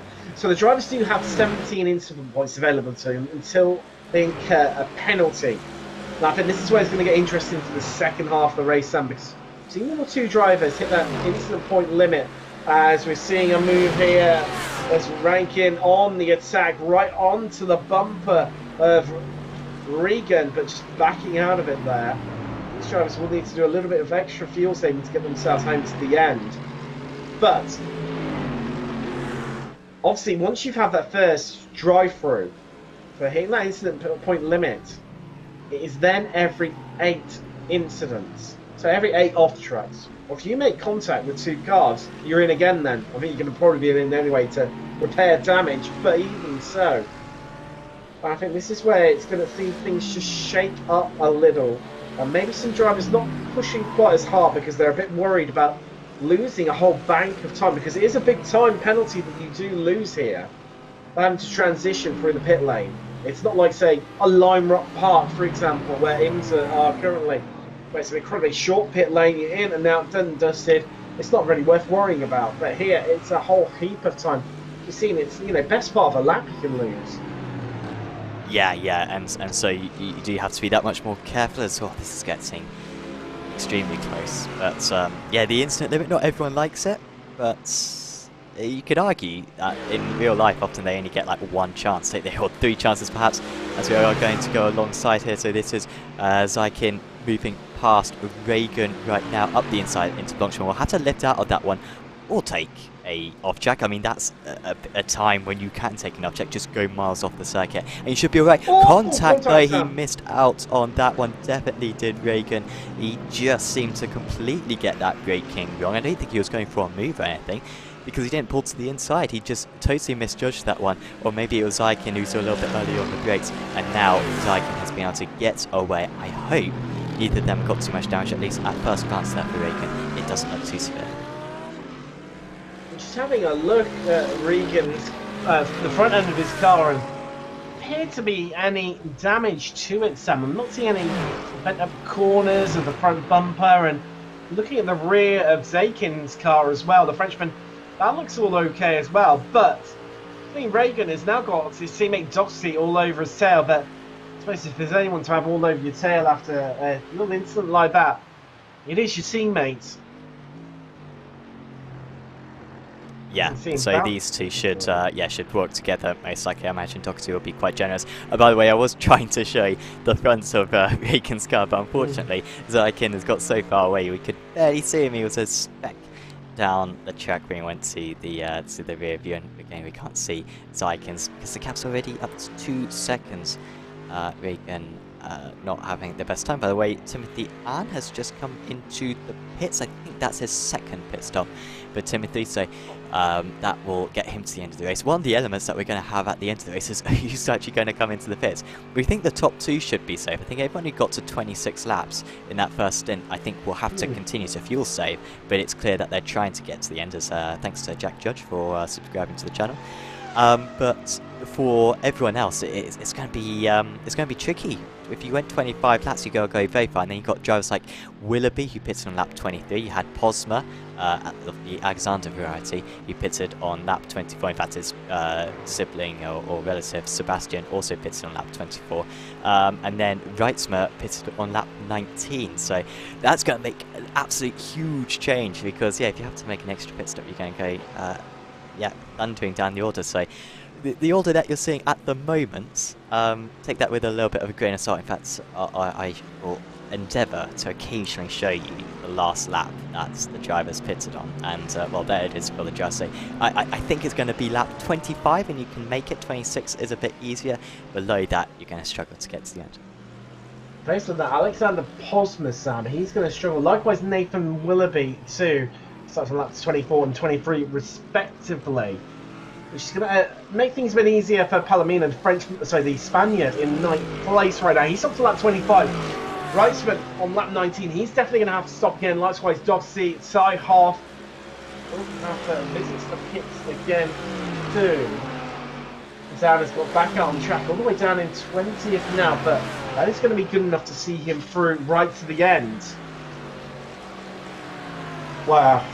Game on here at Spa. And we haven't even factored in how close are some of our drivers to the off-track limits and their instant point limits, because I could well see potentially a few penalties spice this one up, and the cat amongst the pensions. But one thing's definite, Bo leads by 17.5 seconds now over Busby. Jordan Charles, he's occupying the last podium position. BMW on the top step, 2 Mercedes filling out the podium. Then we've got Vesta of Effect Esports. He's in 4th. Cam Caldervale in a strong position right now in 5th, and has managed to drop Reese Aitken of ST Racing, who's in 6th. He was in front of him coming around a pit stop, so that one's definitely playing out quite nicely right now for the Aussie. Alexander Posma of Posma Racing, he's in 7th. Nathan Willoughby, the 3 Effect Esports drivers, all the Mercedes, he's in 8th. He's up 3 places, but we think he may have to stop again. He's got Johan Palomino a bit further down the track. There's the Spaniard, just takes us in the bus stop. He's in 9th. He's up 9 places. Good drive from him. And don't think he'll have to stop again either. So looking at a really strong position for a great finish from Spaniard. Sebastian Posma of T-Pos Racing, he's in 10th. We're going to run out of the top 10. He's the number 14 machine. Just heading round La Source. Hey, Reitzman, wow, he's had a turbulent race. Let's just say the least. He stopped on lap 90, so he's going to have to stop again. Up an incredible 14th place. Started on the last row of the grid. Good, solid drive from him, but that second pit stop is probably going to cost him. Zakin, Regan, and Doherty relatively close together. 12th through to 14th. The biggest climb around them is Doherty's at 9 places, but Regan not too far behind. He's at 7. Doherty, other than our leader, the highest, the non-Mercedes runners, the highest Audi currently in the field. Martin Zijhoff, the Dutchman, with T-Pos Racing, he's down in 15th place. Oh, Mystic and Mr. Turtles in 16th. He's at 6th places in the Mercedes. Again, Roland. He's had a turbulent race. Earlier incidents definitely playing a part. Starting on the 3rd row of the grid in 6th place. Down in 17th now. Just looking to secure a bit more of a strong race. Did stop on lap 17, so he's going to have to stop again. So he will probably fall further through the field. First of all, BMWs after our leader is all the way down in 18th. That's Brad Crouch of RPM Racing. Then we've got lots of the Canadian Alexander Gray of 50 Shades of Greatness Racing in the Audi. He's in 19th, he's up 5 places, but he did have an incident early on where he was much higher up in the field and he was definitely ruining that one. He's good enough to get himself home to the end. And they pick up some additional places to recover them. Because there are drivers that are going to have to stop ahead of him to the end. He's been here for a splash and dash. He's definitely going to get himself home. Korean, 20th. Kenneth of Allen Racing. Snowman Racing's Kenneth McGrath. This is the last of our running cars out on track in 21st. Again, another of the drivers who should be okay maybe to get home to the end because he has been lapped twice. So I think that's going to play a little bit of part of the story for him. But don't think he's going to be able to climb any more places due to being that far down. Then into retirement. Lost the Audi of Corey McGrath for Slam Racing. That was back on lap 15. Aventis Racing's Mercedes. We lost on lap 9, that was Cohen Lagerveld. Then lost Mystic Turtles BMW of Chris Gooch on lap 7. Altitude Esports and Hedgecock in the Ferrari on lap 5, and then Edward May, we lost off Boosted Motorsport, lost on the opening lap in the BMW, but you see now there is Kenneth McGrath on track, or last year runners. It's all dying down a little bit. One close gap, there's your leader. One close gap, which is Doherty and Tyhoff right now.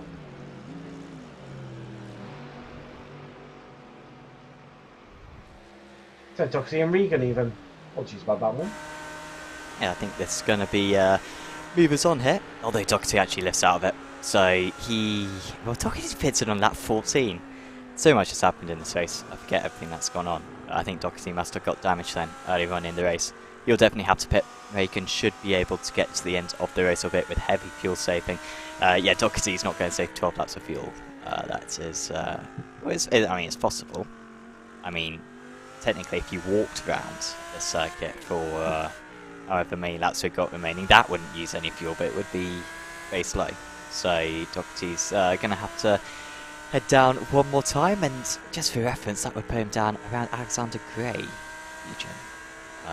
Who isn't even on the time board. He is. Apologies, he is. My bad. 19th. 19th, yeah, 19th. 19th. Just on it. Just on it. Yeah. Yeah. So he'll be. Willoughby, talking to pit strategy, Sam. Willoughby, he is in. We did say he would probably have to stop to get himself home to the end. He's come in from 8th place. Alright, there we go. There's one of our drivers covered off.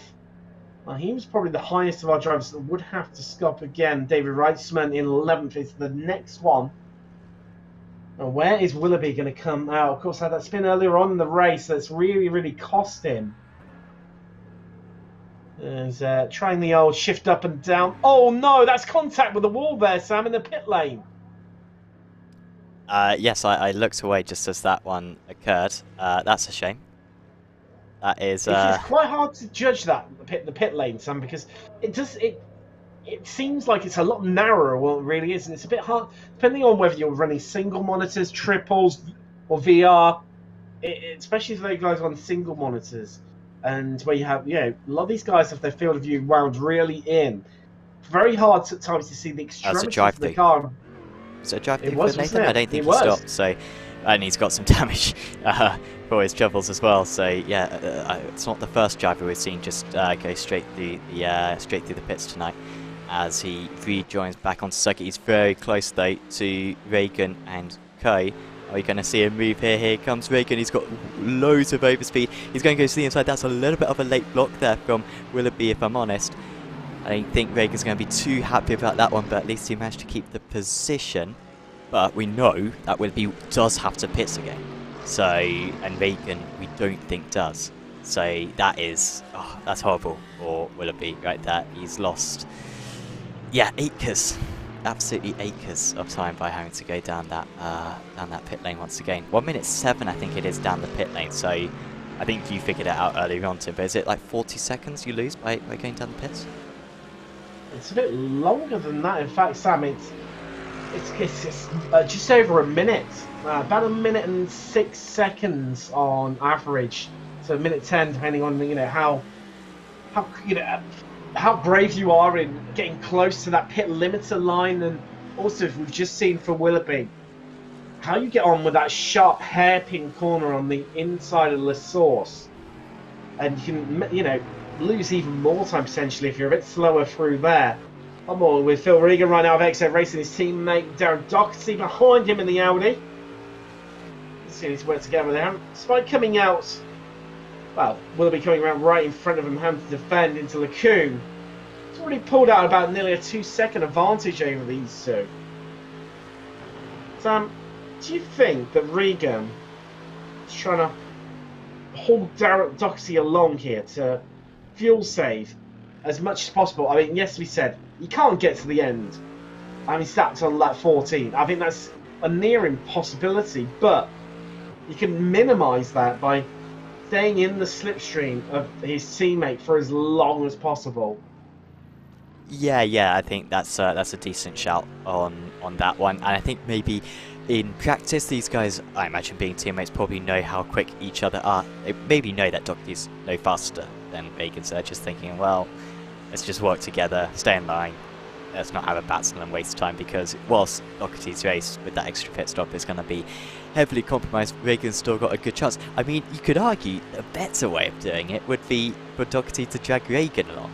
Of course, Regan needs that extra fuel a little bit more than what Doherty needs, and maybe it should be the other way around. But obviously, if Regan's the faster driver, then that's not worth it. And often you can just really overcomplicate these things, where you think you're going to drive it like something in the velodrome, and it just goes dreadfully wrong. So that is probably something that the drivers are going to be considering on that one, and yeah, maybe don't want to run that risk of hurting each other more than they're helping. But yeah, that gap has been around half a second for as far as I can remember. Just tying in nicely to my next point with linking these 2 points here, Sam. For viewers at home, you may spot red flashes against the position numbers in the background. It's occurring. That's when a driver just heads out of the track limits. You see this, being peppered with red flashes right now as drivers at different points of the circuit are just, just going outside of track limits. Now, I wonder with these two, we've seen it from Willoughby already, and it was another one of the drivers, I can't quite remember who it was, but they've had to come in for drive-through penalties. I wonder if these two are banking on a bit of that as well, and in terms of that fuel saving, where Regan's trying to tow Doherty along here, so A, he minimises that, but also they can capitalise on making up places from drivers having a drive-through. Now, as we mentioned, it's about a minute 10, somewhere around that window. It was more like a minute 5 to a minute 10 in terms of time lost from serving that drive-through. Aside of also where you lose that speed, where you obviously come out the pit lane, basically the base of the hill, as you head through Eau Rouge and Radion, the drivers are coming down the track, they're already going considerable rate of knots much quicker than you. Just see Davey Wrightsman there, I mentioned the point in the track. So you're going to lose even more time. It's just compounding the issue. Now, for instance, where we're looking at Regan earlier, he could climb, I think it's somewhere all the way up to, potentially, if all of the drivers in front of them had to serve drive-throughs, he could climb up all the way into 7th, currently occupied by Alexander Posma of Posma Racing, which is a big haul. It's a big difference for these drivers. Yeah, I mean, the reference here is Regan, and was it Alexander or Sebastian you were saying he could be around? It would be Alexander, well, possibly even Rhys Aitken would be another driver who would be potentially at Fred. He's about a minute, and it's about a minute up the road from these guys. minute and 1 second to be precise, 1 minute, well, just shy of 1 minute and 2.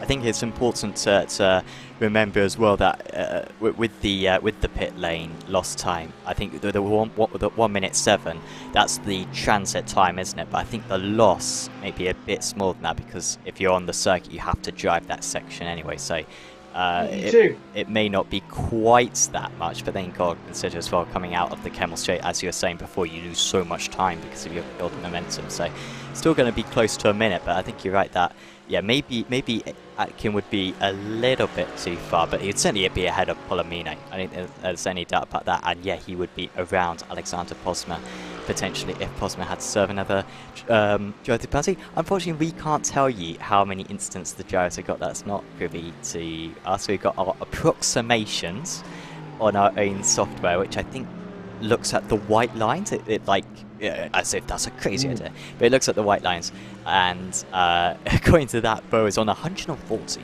so that's a bit much, but that's not necessarily correlated with how many objects you got, because you can be going off at the same point every single lap, and it might come up on our system, it may not come up on their system. So for reference, that red comes up whenever someone does go off the circuit, but that's not necessarily being recorded by iRacing on that one. So yeah, it's difficult to tell, but if they are correlated, then our race leader is going to be in a lot of trouble, as Reagan and Doxy once again are close, but I don't think there's going to be any move between the two of them. What other battles are going on out in circuit at the moment? I feel like Vesta's being caught right now by Culverwell.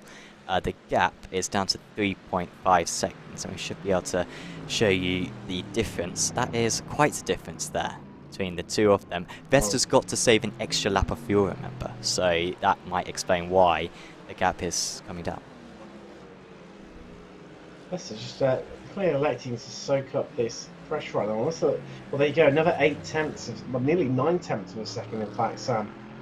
And that is pretty consistent and big margins. So Culverwell he's really got a bit between his teeth right now as the Aussie. I think he's gunning down the Dutchman, who's fallen ever more behind Jordan Charles in that last running place. He is 11.6 seconds up the road. And you see the difference and where that time is being made up. It's all in sectors 1 and 2. They're even throughout the rest of the circuit, which could take you roughly. Oh, there you go. They've just come through sector 1, so that gives you an idea. Right at the end of the Kemmel Straight, there's a temp gone already. The gap down to 3 seconds. It's shrinking still. Culverwell pushing to the absolute max. He can sniff 4th place here. Coming round. Actually, apologies, losing a second. There we go. So we're going to see what happens through sector 2. Out of No Name, pushing hard. He can see him visually ahead of him right now. Showing you get everything right. So there you go. It's on the entrance into Puon. And that is where all the time that Culverwell is making up. Now you've got some big braking zones into there, Sam, and that says to me that I think Vesta's heavily fuel saving, because from this point onwards now, there's nothing between the pair of them. It's 6 and 1.5 dozen the other. Syhoff, he's into the pits right now. There we go. I think this could become a game, maybe even at a casino. Is it a pit stop or is it a drive-through? We're going to find out what a fun game this is, because we only find out right at the end of this very, very long pit lane. And we know that I think Typehoff has to make another pit stop. We already knew that, so it could be a pit stop, or yes, it could be a drive-through penalty. Let's find out. You can see the end of the pit lane looming. Now, Ted Typehoff did have to stop again, but he's not pulling across. I would expect him to have moved across to the right. This is going to be... my money is on drive-through here, Sam. I'm going to say you made that commitment very late. You need to... I think the deadline needs to be at the turn, at like the hairpin, and then everyone's bets can be placed, and then we see what happens. But I think you were correct, I'll give you that one, but I want to be a bit more decisive next time, please. Could you tell I was just padding out ever so slightly there just to see what happened. But there you go. A drive for a tie half. And he has come out. That is just in front of Culverwell. Now, that's not going to help him at all because he was chasing down Vesta, as we saw earlier. Now, last lap, the gap at that point in the circuit was around about 3 seconds. It has come down to 2.6, so Vesta has taken 4/10. Sorry, Culverwell, apologies, has taken 4/10 out of Vesta.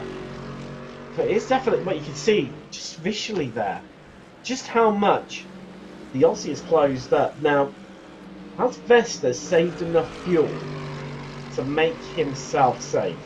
I think that's the big question at the moment. The momentum that Culverwell is carrying, it's alarming right now. He is definitely the man in form, is the Aussie. And really, really pushing hard in these latter stages of the race. In terms of what's happening up ahead of him, gaps have remained stagnant, pretty much. Bo still leading by 21 seconds. Busby in second, Jordan Charles in third. Gaps between second and third, around about 8 seconds right now. Well, 8.2 to be precise. I know you love a bit of accuracy there, Sam, but I tell you, it's all about this gap right now.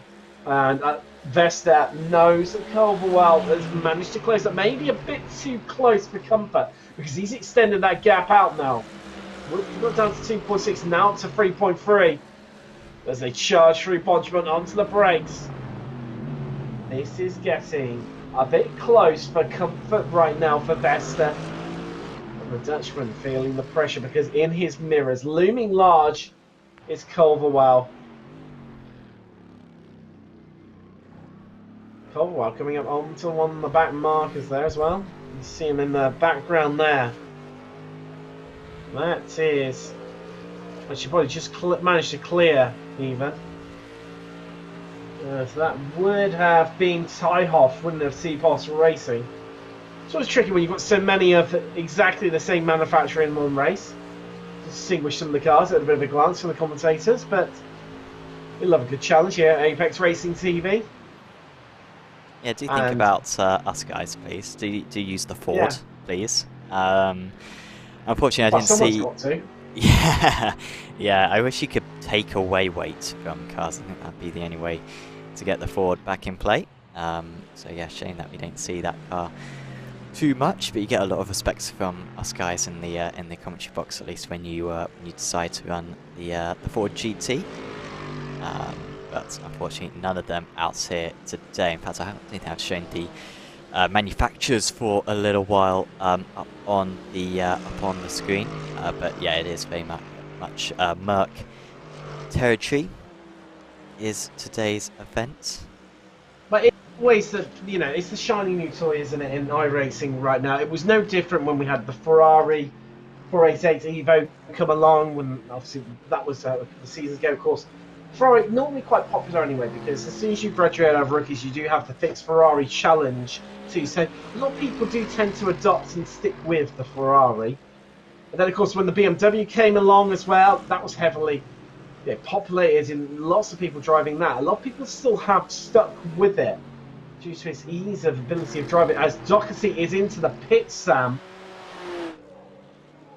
Right, I need to place my bets now. I'm going to say this is a true pit stop for him, because he stopped all the way back on lap 17. I think you're going to be right, but for the sake of entertainment, I'm going to say it's a drive-through. It's not looking good because he's on the brakes. Yeah, there you go. Well done.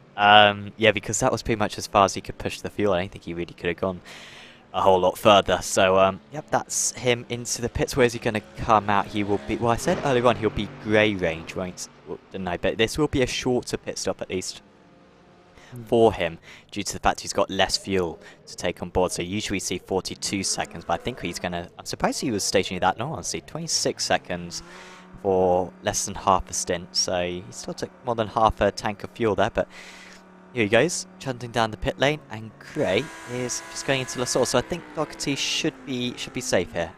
It looks like he's been able to stay ahead and all that. Oh, will he? Let's find out. There's Doxy. Where is Gray? That gap is shrinking massively. Keep an eye out for an Audi R8. Well, he's done it as me, Sam. He is clear of Gray. There is Gray.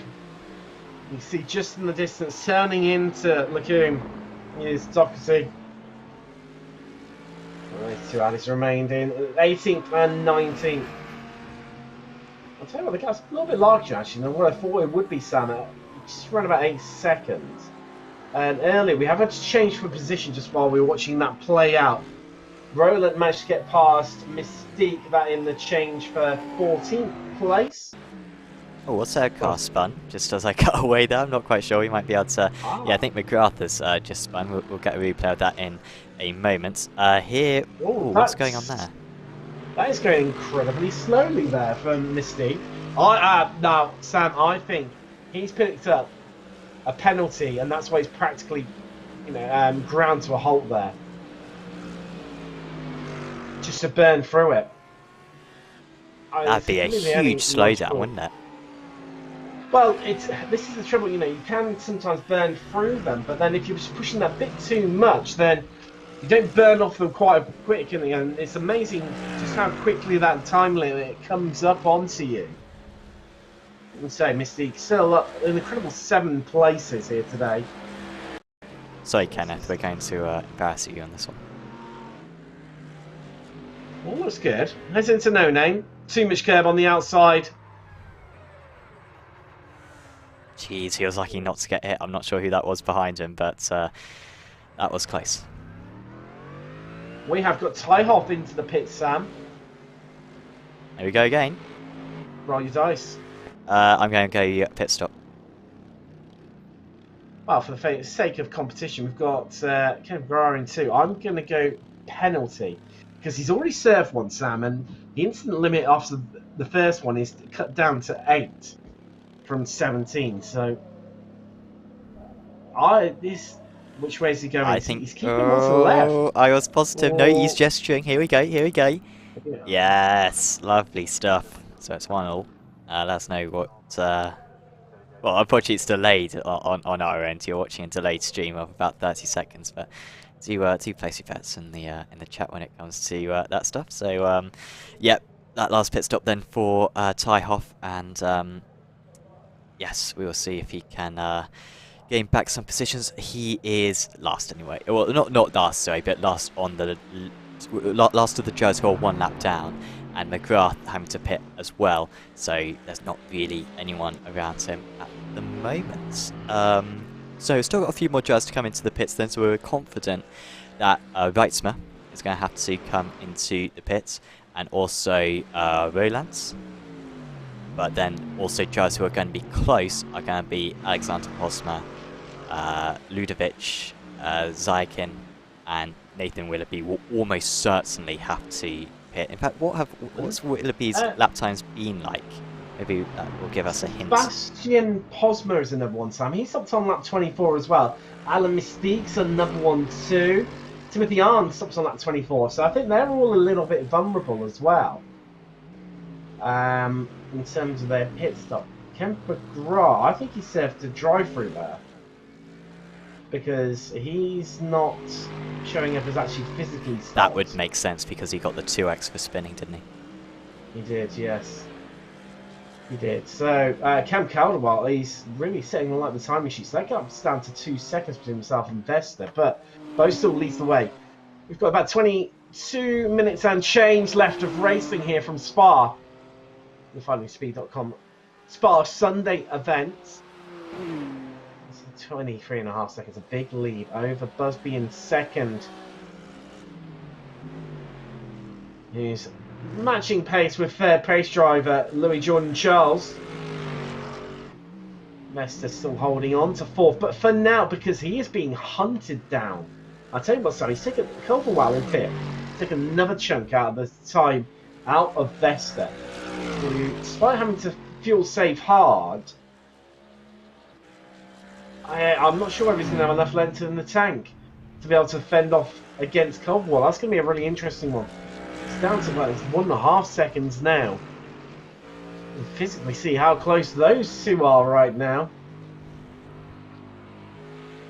I do have to wonder, Sam, has Vesta just gone aggressive fuel saving, knowing that Culverwell will close up to him? You can see here, he's just trying to save it at every little given opportunity. You can't like see that nearly half a second on the last 2 laps alone per lap. That is a massive amount of time to be losing. And Culverwell is as fast as the leaders right now, so he's yeah, in a much better position. Roland, here we go. This could be, I think it's going to be a pit stop for Roland. Here we go. So yeah, I imagine it's going to be a pit stop for Roland. Because he already had one to serve. But yeah, I mean, we saw earlier on how much fuel saving, like Busby, for example, was doing. He was in the tow for a while, and even once he was out of the tow, I think he was still fuel saving. For reference, Vesta's got to do 1 lap more fuel saving than that. In fact, I think 2 more laps of fuel saving than that. And so they've really pushed it. The drivers who didn't go 26 laps in their first stint have left themselves so much to do in this second stint. And of course it might be tight as well whether we get an extra lap. Maybe the leaders might push it onto an extra lap, so it is worth considering that one as well. So the fuel calculators can take that into consideration, but obviously you're still, you know, at the whim of how quick the race leaders decide to drive at. Sam, this is a pit lane. I did wonder because I think this is... Oh, no, he's pulled in right at the last second. Apologies. Because I was thinking, well, maybe would he wait until a bit longer in the race and push it right to the end to run the lowest amount of fuel for the longest possible time, but proved wrong there. And it's Roland parking his car up there to have a bit more motion lotion put into the tank. This might be close between Roland and Arne here. I think Roland's just going to have the advantage. Yeah, it should be clear. You can just see him up the road. No, this will be close. This will be close. It will be, Sam. Because here comes on. A full chat. There is Roland. And he's closing in, but he knows it's going to be close because he's gone defensive down the Kemmel Straight.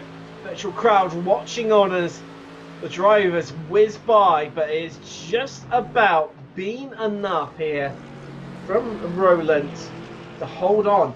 Now, Wrightsman, another driver we said would need to stop. He's into the pits too, from 12th place. And of course, as you mentioned, Sam, those drivers do coming in 1 lap earlier than lap 26 or lap 25 and earlier than that. It's also, as you mentioned, throws them out by an additional lap. They've got to keep going because they require 2 26-lap stints minimum to get yourself home. And there he is parked up, Dave Wrightsman. Getting serviced, bit of fuel, top up a splash and dash to get himself home. Now, is he going to lose some places? I think he's going to be close between himself and Alan Mystique, who's currently in 14th, Sam. Well, no, actually, apologies, it's not going to be close because Mystique is well ahead. We'll be close with Crouch, though. Still, Wrightsman going down the pit lane. I think Wrightsman's going to be clear here. Where is he down the pit lane? Oh, he's still going. Yeah, because his pit box was a bit further at the pit lane, so this is going to be really, really close. Here comes Crouch in the BMW for RPM Racing. Sweeping left, right, the flick of the windscreen wipers there. Became very ratty on the last distraction you wouldn't need. And here he comes in the slipstream, and Wrightsman is vulnerable. He knows it. And look at the speed that Brett Crouch is carrying through and gets the move done. That's him up into 14th. Sam, this is on the side of no drive-throughs. It could be close for some of these drivers.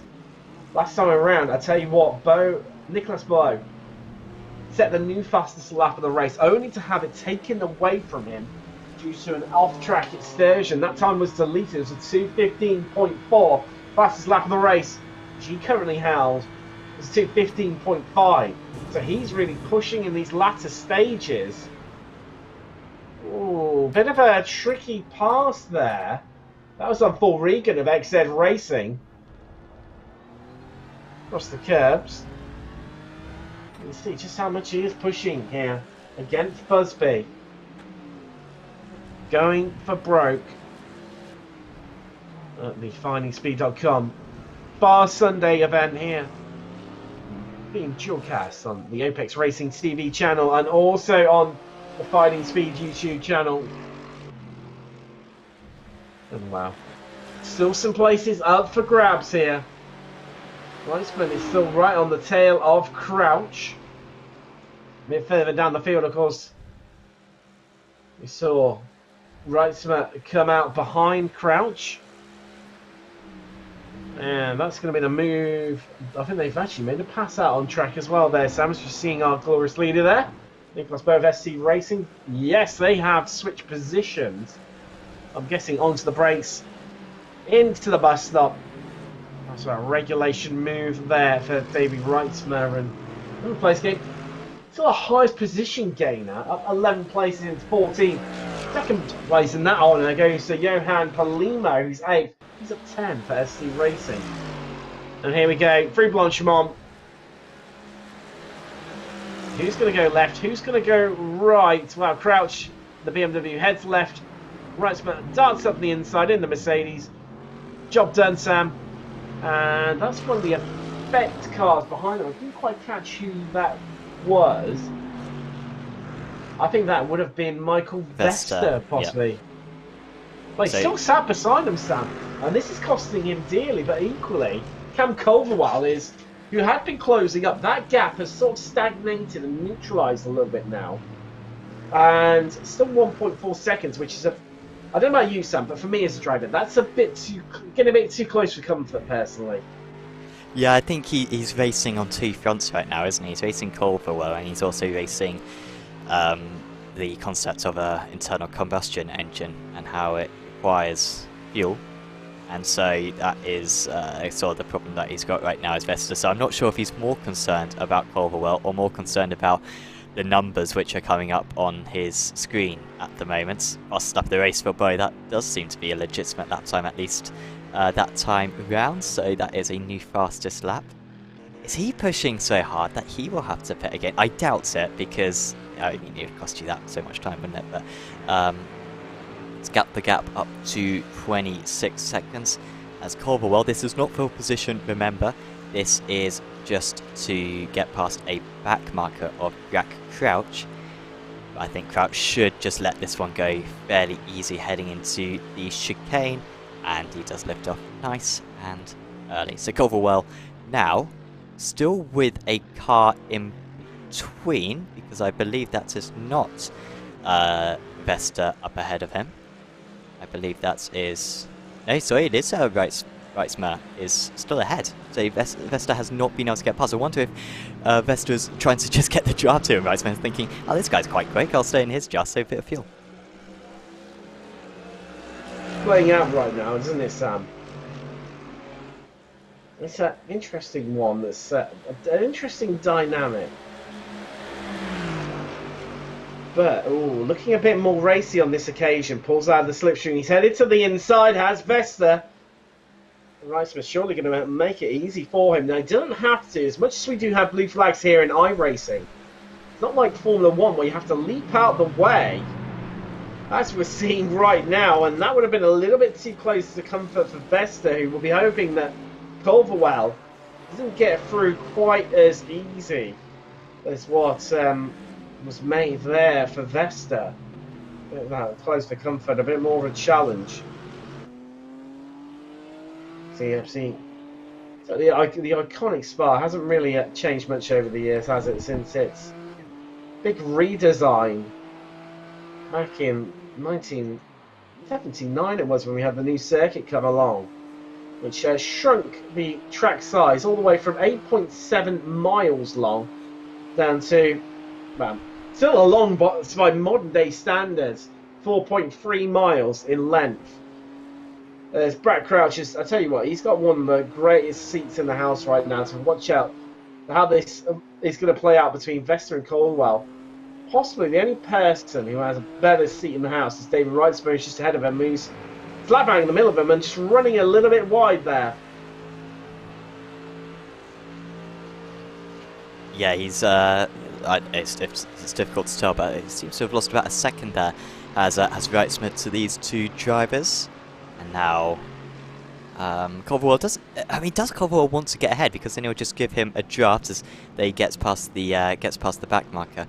So yeah, Yeah, Caldwell doesn't necessarily want to get ahead of Vesta here, otherwise Vesta will have a nice draft to the end of the race. He might be able to come back at the end of the race as Nathan Willoughby, I think there's going to be quite a big crash here for Willoughby because he's had to jump to the pits straight afterwards. Remember, had to take that extra pit stop earlier on, and in fact, so he glitched out initially, he came back, spun, and said, "I've had enough," and went back to the pits.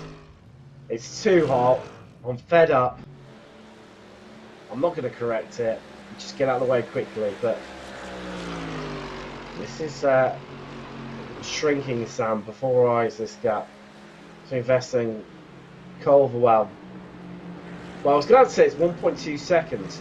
Just into the braking zone alone, he's taken 3/10 out of Vesta, has Culverwell. Sebastian Posma, he's into the pit, Sam. Now, that was one of the drivers who we earmarked potentially that would require a splash and dash to get himself to the end. We are about in that window right now. We have got 10 minutes left on the clock here at Spa, the FindingSpeed.com Sunday special. And there is Posma heading through the pits, so he's going to drop. He's definitely going to lose a place to Phil Regan, and possibly to. He might be close to Alan Mystique. See where he will have to stop. That is Posma, but it's going to be interesting. That one, and I think Willoughby's just added to another one of our retirees here. Oh, and the treacherous spark grows on. Not long left to go. There he goes, moving across, Sam. So that's definitely a pit stop for him. I failed to mention earlier, I tell you what, while all everything was happening out on track, Nicholas Bowe set a new fastest lap of the race at 2:15.3. That is half a second quicker than the second fastest lap of the race, by a different driver, which is Busby in second and Perfect Esports. But well, the SC Racing driver absolutely flying right now. There's Sebastian Posma heading out of the pit. It's looking good. They're in 11th place. That's one place higher than where he started. 12th in qualifying. And on the flash of the lights there, that is Busby behind him, our second place driver right now. So it's back in. That was a bit close for comfort there, the way he cut in front of Posma from me, Sam. Yeah, that was pushing it a little bit there from Busby. And that could have been nasty, especially seeing those both up as Culverwell is extremely close right now to Vesta, and that is the move. So Vesta having to save fuel heading into Lake Coombe, and that made the move very easy for the Australian driver, who of course spent much of this race back in 6th position, didn't he, behind Atkin, but he has been able to work his way through up into P4, and now, was that tactical from Vesta? Was he thinking, there's no point in punching my own hole into the air, I may as well just get a draft from the car ahead, I'll wait behind this guy and then attack him on the last lap. We're going to find out over the next few laps, or maybe he's absolutely panicking on fuel, as we're going to have another move here. This is Alexander Gray, who was as low, I think, as 19th position. I was saying he was off the board earlier on. Well, not anymore. He has just been able to get past Darren Doherty, and on that last lap he was nearly a second faster, so certainly with the pace right now has Alexander Gray for 50 Shades of Greatness Racing. Unfortunately for him, he's got 30 seconds to catch up to the next car up the race, so I think that's going to be where the Canadian driver stays for the rest of the race, but that's a good effort from him after adversity in the first half of the race. Just to back at style calculations here, Sam, but I think Gray to catch up would need to lap somewhere around about 5 seconds a lap quicker than Brad Crouch, which would make his average this lap time be around the mid to low 2-minute 12s, which since our fastest lap is a 2:15.3. I don't, not putting a downer at all on Alexander Gray in the Audi, but I don't see that quite happening. But interesting me, since Culverwell has got past Vesta, he hasn't dropped him at the same rates of knots at which she caught him. That's the interesting one for me. Yeah, now he's got the draft as well as Vesta. maybe we'll ride on board with Vesta here just to hear the engine notes under braking. As this is, well, you could go for a move here and see that fuel low on the dashboard. I believe that's his legitimate, or it might always be that. I'm not quite sure. Sorry, I was talking over the engine note there, but I think he may have caught it still too. I did indeed, Sam. There was a big duck for the clutch and backed right out of it there. There's acceleration, so there's still fuel saving going on. And there you go again. Once again, it's into Rivage. So Vesta still feeling like he needs to do a bit more to get himself home against Calverwell. But having said that, he's still giving a good shot. As into the pits, we've got Posma, Zakin, and Arn, all for their splash and dashes to get themselves home, as Vesta's still fuel saving here in this intriguing battle for fourth. 1 and out, 54 seconds complete. Palomino's just heading through. He's up a place. He's into 7th now. That's 11 positions gained for him. Great stuff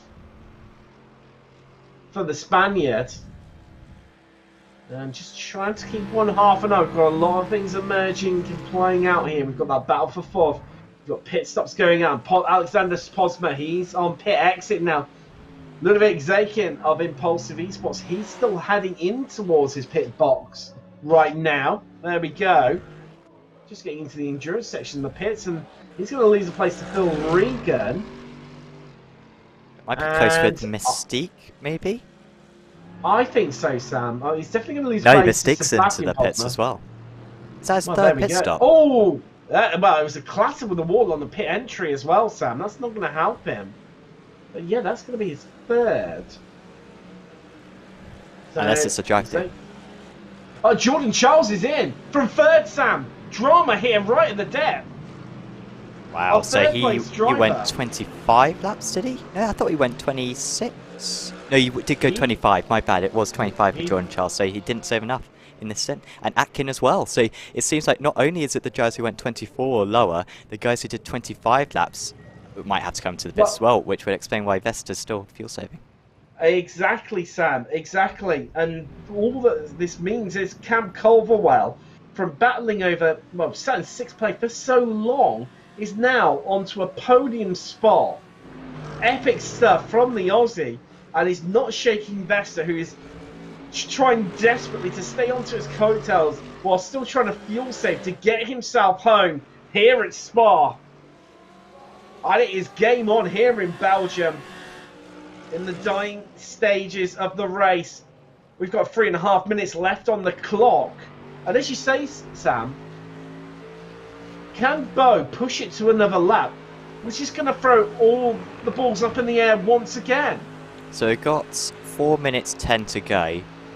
So he won't quite, but it was close, wasn't it? So if we had another 25 seconds, then he would have made it. Look at that, John Charles having to get well out of the thoughts. Or was that Roland who was just getting past? It was. Yeah. Yeah, so he won't quite push it an extra lap, but he was close to doing it. So this will be the penultimate lap, and then we'll have one more to go after this. Sam, he's given a good go. The fastest lap of the race for Bo. Once again, 2:15.27. Oh no, Palomino's had to come into the pits. I thought he was going to make it. I thought he was as well, Sam. This is evolving constantly, and it's hard to know where to predict this one as it's changing. There goes Phil Regan. He's picked up yet another place. Now, Sam, he stopped on lap 25. Is he going to have to stop again? Despite climbing so many places at the late stage, Sebastian Posner, he's up another place because of Johan Pillamino's stop. Zykin, he's going to... Ooh, this is going to be close. Mr. Palomino is going to lose another. I think he will do. There you go. Because the Impulsive Esports Mercedes is storming through here. So Spaniard's going to lose another one. There you can't even see him to the right on the pit exit. So we look back from the Frenchman's car. There he is in the distance, the Spaniard. He's lost another place. So we've had a natural change of position as well. I think Kevin Rowland has made it past Darren Doxley in the battle for 15th place.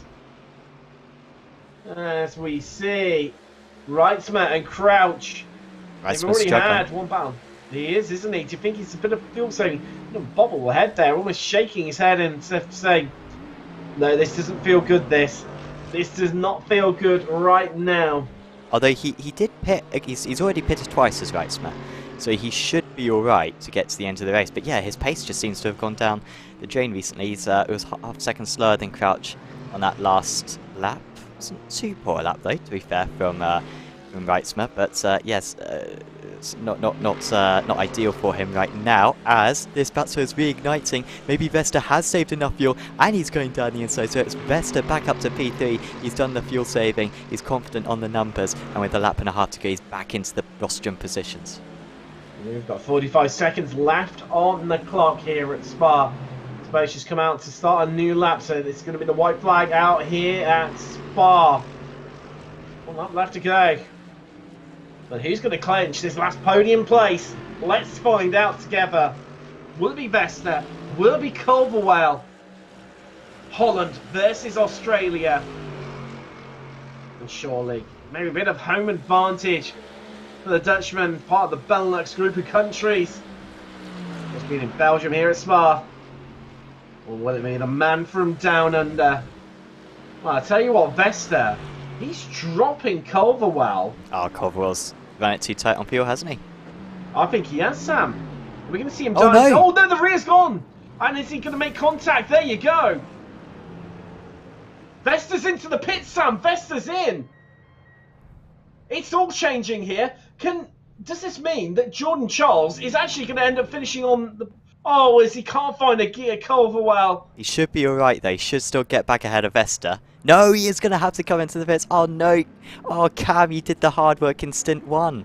He saved the 26 laps, and yet he just did not save enough fuel in the second stint, and he has had to come into the pits once again. That is absolutely gutting for him.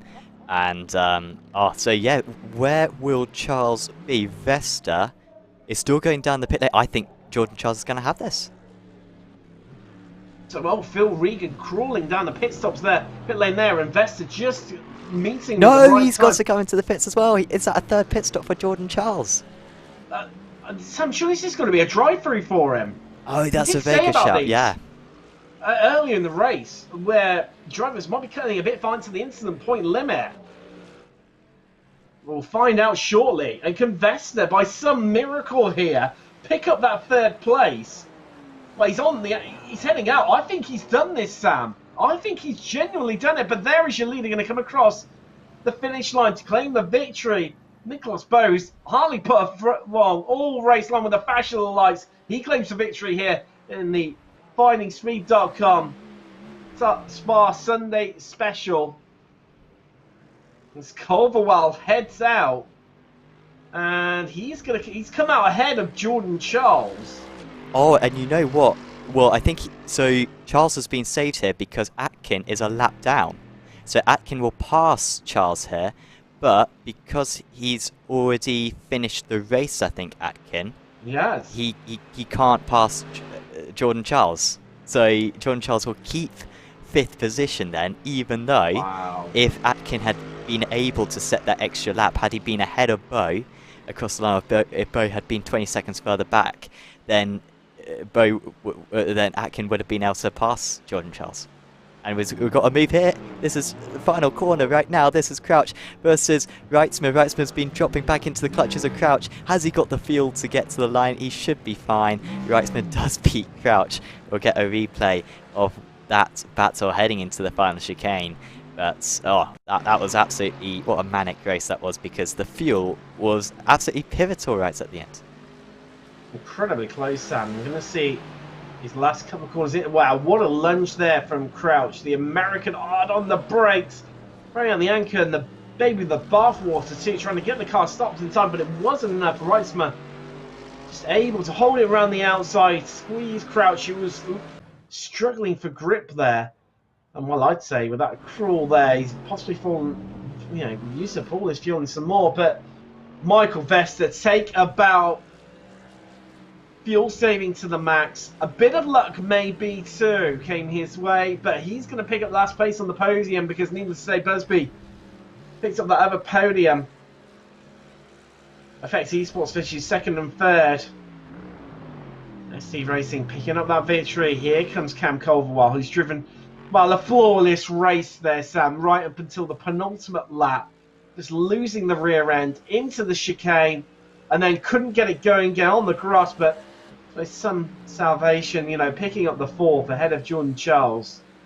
He's going to come home in fifth, who, like you say, got a bit of lady luck on his side because Atkin had been lapped by Bo, and if he hadn't, he would have finished in sixth. And so Atkin pitted twice then. So it sort of demonstrated the use in leaving it till the last lap. If you could save the fuel, even if you're one lap short, going to the last lap to pit was the best thing you could possibly do, because then you wouldn't go a lap down, which is a rarity. And of course, maybe the drivers weren't aware of that out on circuit. But yeah, usually you'd expect to try to split the stops evenly across the race. But on this occasion, that wasn't the way to do it. And instead, it was yeah, to pit on the last lap if you possibly could, because yeah, you were less likely to go a lap down. Definitely. We're just waiting for it to head across. Here we go. You bring for your Class 5 results. We'll be chatting to some of the drivers very shortly after this. But Nicholas Bowe for BMW and ST Racing picking up the victory here himself. And second place finisher, Paul Busby. The only two drivers who managed to do the race on one stop. Okay, the gap, 34 seconds. Busby's teammate makes up a double podium for Effect Esports. Michael Vester. Wow. What an eventful final couple of laps for the Dutchman to secure third place. Jordan Charles, in the end, picked up fourth after looking good for third. Cam Culverwell finishes in fifth in the end there, Sam. Just a slight change around, so potentially a penalty, I think, ensuing there. But Culverwell has ended up finishing in fifth. Gutting for him, he drove an amazing second half of the race. Oh, so I wonder, sorry to interrupt, but I wonder if that spin caused a 2x, which pushed him over the limit.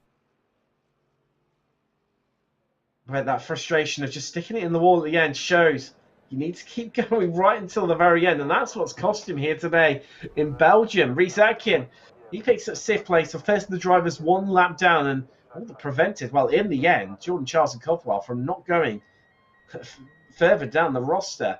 Alexander Posma, he finished in seventh. Sebastian Posma just behind him in eighth. And then it was Ludwig Arakin of Impulsive Esports in ninth, with Johan Palomino of ST Racing rounding out your top 10. David Reitzmer, well, what an eventful race he had. He finished up an incredible 14th place. He started on the last row of the grid to finish 11th. A great drive from the Turtle Sim Racing Dutchman there. And then Brett Crouch in the BMW couldn't quite get the move on Reitzmer at the end, but still 12th. Not a bad result for the BMW driver of RPM Racing. Then it was Kevin Rowland who, that spin early on, really cost him dearly. He started so high up the field, ended up finishing in 13th for ST Racing, especially when his teammate took the victory. And another Rhys Atkin, another teammate, finished in 6th. Mystic Turtles, Alan Mystic finished in 14th with Phil Regan of XZ Racing in the end. Quite hope that extra pit stop not helping him fall through the order.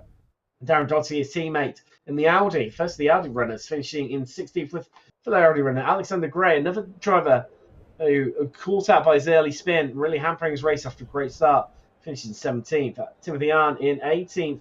And then Martin Tyhoff, he finishes in 19th place. These drivers all 2 laps down. And then Kevin McGrath, last driver running, who finished 3 laps down. And then Nathan Willoughby in 21st. He retired the car on lap 46. Coy McGrath on lap 15. Lagerveld of Offensive Racing on lap 9. Mystic Turtles Gooch retired the car on lap 7. Hedgecock of Valtteri Sports retired on lap 5. And unfortunately, May of Boosted Motorsports, we lost on the opening lap. Let's have a bit of a chat, Sam, to some of our drivers. First up, I'll tell you what, I'll let you have the honours, Sam, as you've done the magic and need to do it for the last part. But first up, joined by our winner here today, Nicholas Bowe. Hello. Yes, congratulations, Nicholas. That's a pretty mega result for you. It was mainly by yourself, but it seemed like the fuel was your main rival tonight. Yeah, actually, it was pretty tight at the end. I think I did like 3 donuts at the end and the fuel was done. I've done a lot of practice in the Merc for our team. and I just decided because of the BOP to switch to the BMW just to see how this car drives. So not really much setup work or any practice, and yeah, I mean the usage was quite fine. I mean I had to fuel save all laps, but yeah, I mean I just made it, so pretty happy about that. Absolutely. Yeah, so you were saying how you haven't practiced in this car too much. Are you feeling confident or more confident now going into Spa 24 than you were feeling previously? Yeah, of course. I mean, the track temp wasn't like I expected it to be hotter, but because I didn't modify much on the setup, I wasn't really confident with that car. Maybe tires overheating or just going down in the end. But yeah, definitely after that race, I mean, I had pretty much no traffic at all, so I could focus on my driving, and yeah, the session helped me a lot. Absolutely. Yeah, and also how were the off tracks out there? Because we saw a lots of drivers having to come in for an extra pit stop. Do you think that's going to be a concern for you come the 24 hours, or do you think you kind of got your racing line sorted and you should be safe for that? I mean, I finished in the end with I think 7 incidents now, not too bad for 2 hours. Yeah, I think if I'm confident with the car, I mean, we don't know what car we're running yet, so yeah, I mean, I just need to get some more confidence in the car, and then it shouldn't be no problem for us. I think like my teammates had some collisions or something like that, so they had to do drive through or something like that. But yeah, I think if we can use that final week now with the practice, I think we can manage that and get a good 24. Definitely. Well, we wish you the best of luck for that one. Nicholas, is there anyone you'd like to go shout out to?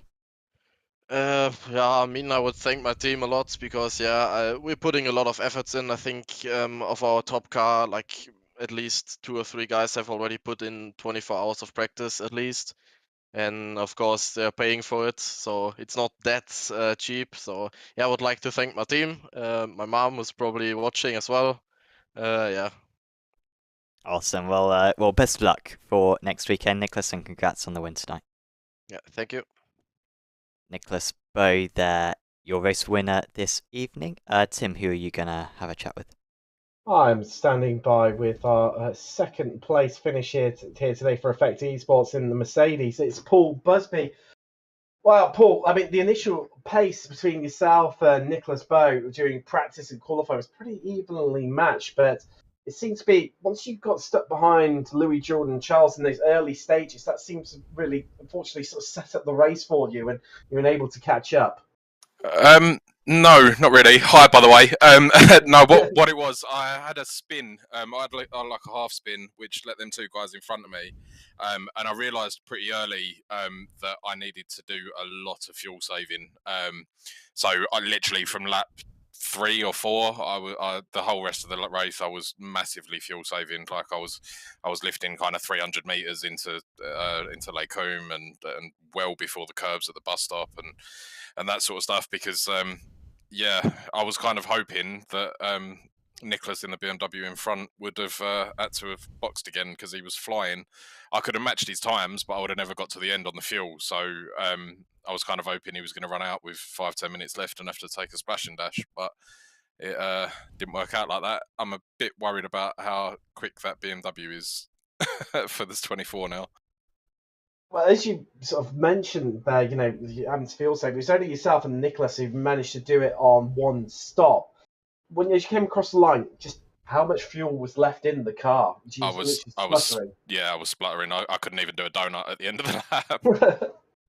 Well, absolutely incredible stuff. I mean, obviously, when you were sat behind Louis for so long, was it ultimately just purely to sit in the draft, and as you were mentioning earlier, just to help that fuel saving aspect. Exactly that. Yeah, I could have passed him any time at the end of the Kemmel Straight, but it made more sense to sit in his toe and try and save as much fuel as possible. Like I literally only just made it, and I was saving like a madman. So the extra weight that they've put on the Merc seems to have kind of killed its fuel consumption a little bit, which yeah, it's making me want to go and do some laps in the BMW and see what I can do in that.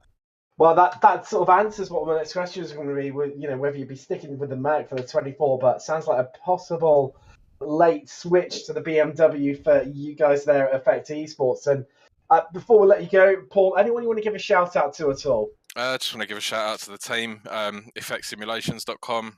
Find us on the website and on Instagram. Shout out to Tim, the owner. And yeah, thanks for the race. It was good practice, and see you guys soon. Definitely. I look forward to seeing you, and good luck for the N24. No, sorry, the Spa 24 even. We've had already had the N24. That's Paul Busby of FX Esports, who finished second and the highest of the Mercedes runners here today at Spa. Wow, Sam, what a race this has been, and it just seemed like it was all calming down a little bit, and then all of a sudden, what a crazy last 10 minutes, or well, probably even last 5 minutes, where we were just unable to tell which way this was going. Yeah, it was really good, wasn't it? I sometimes I get a bit skeptical of having races like that, where you got where it comes sort of down to the fuel saving, where you deliberate or not necessarily deliberately, but where you set up the session so that you know it's going to be a marginal 1 or 2 stop on the fuel, because sometimes it can be a little bit frustrating for the drivers to be saving fuel rather than be pushing. However, having occasional races like this, where it is so much down to your to your fuel saving, it is really interesting. And of course, around this circuit, you had to go for the 1 stop. I mean, there was absolutely no question. We saw how well it works out for the leaders in the end.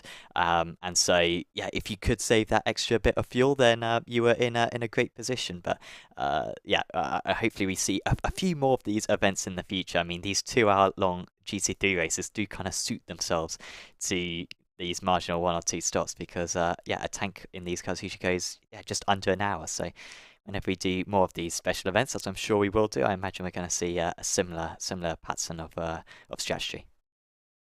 Definitely. And if you want to find out more about FindingSpeed, head across to their website, FindingSpeed.com. If you're watching on their YouTube channel, don't forget to hit subscribe on there and give it a like too.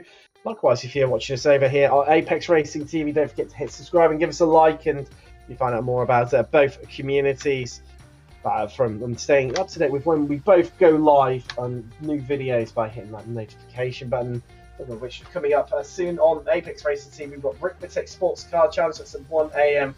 GMT.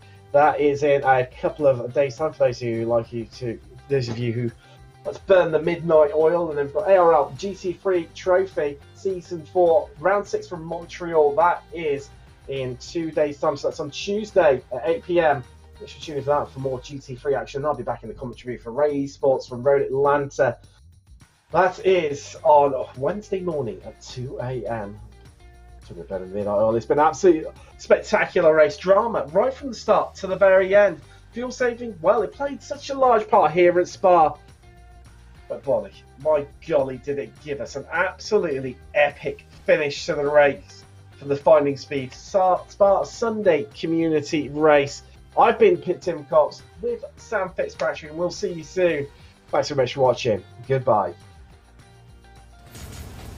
Are you struggling for consistency in your sim racing? Does your iRating look like a roller coaster? If so, we have good news for you. The way to get more consistent is to first understand what you're doing differently than the professionals. And VRS is the answer. With our competitive subscription, you will have the telemetry, setups, tutorials, and everything else you need to fully analyze your driving. Our data packs and the ability to compare your driving with the best in the world will show you exactly where to adjust your inputs, change your driving line, and shave seconds off of your lap times. And our powerful and precise Direct Force Pro wheelbase and precision pedals are being used by some of the world's best drivers. All these champions agree that VRS hardware is not just the best on the market, it's also priced well below the competition. So if you're looking to upgrade to direct drive and the best pedals in sim racing, VRS is your answer. If you want to get better, get faster, and make it happen sooner rather than later, you owe it to yourself to find out why so many people are switching to VRS. You'll be so glad that you did. Visit www.virtualracingschool.com and learn why the best use VRS.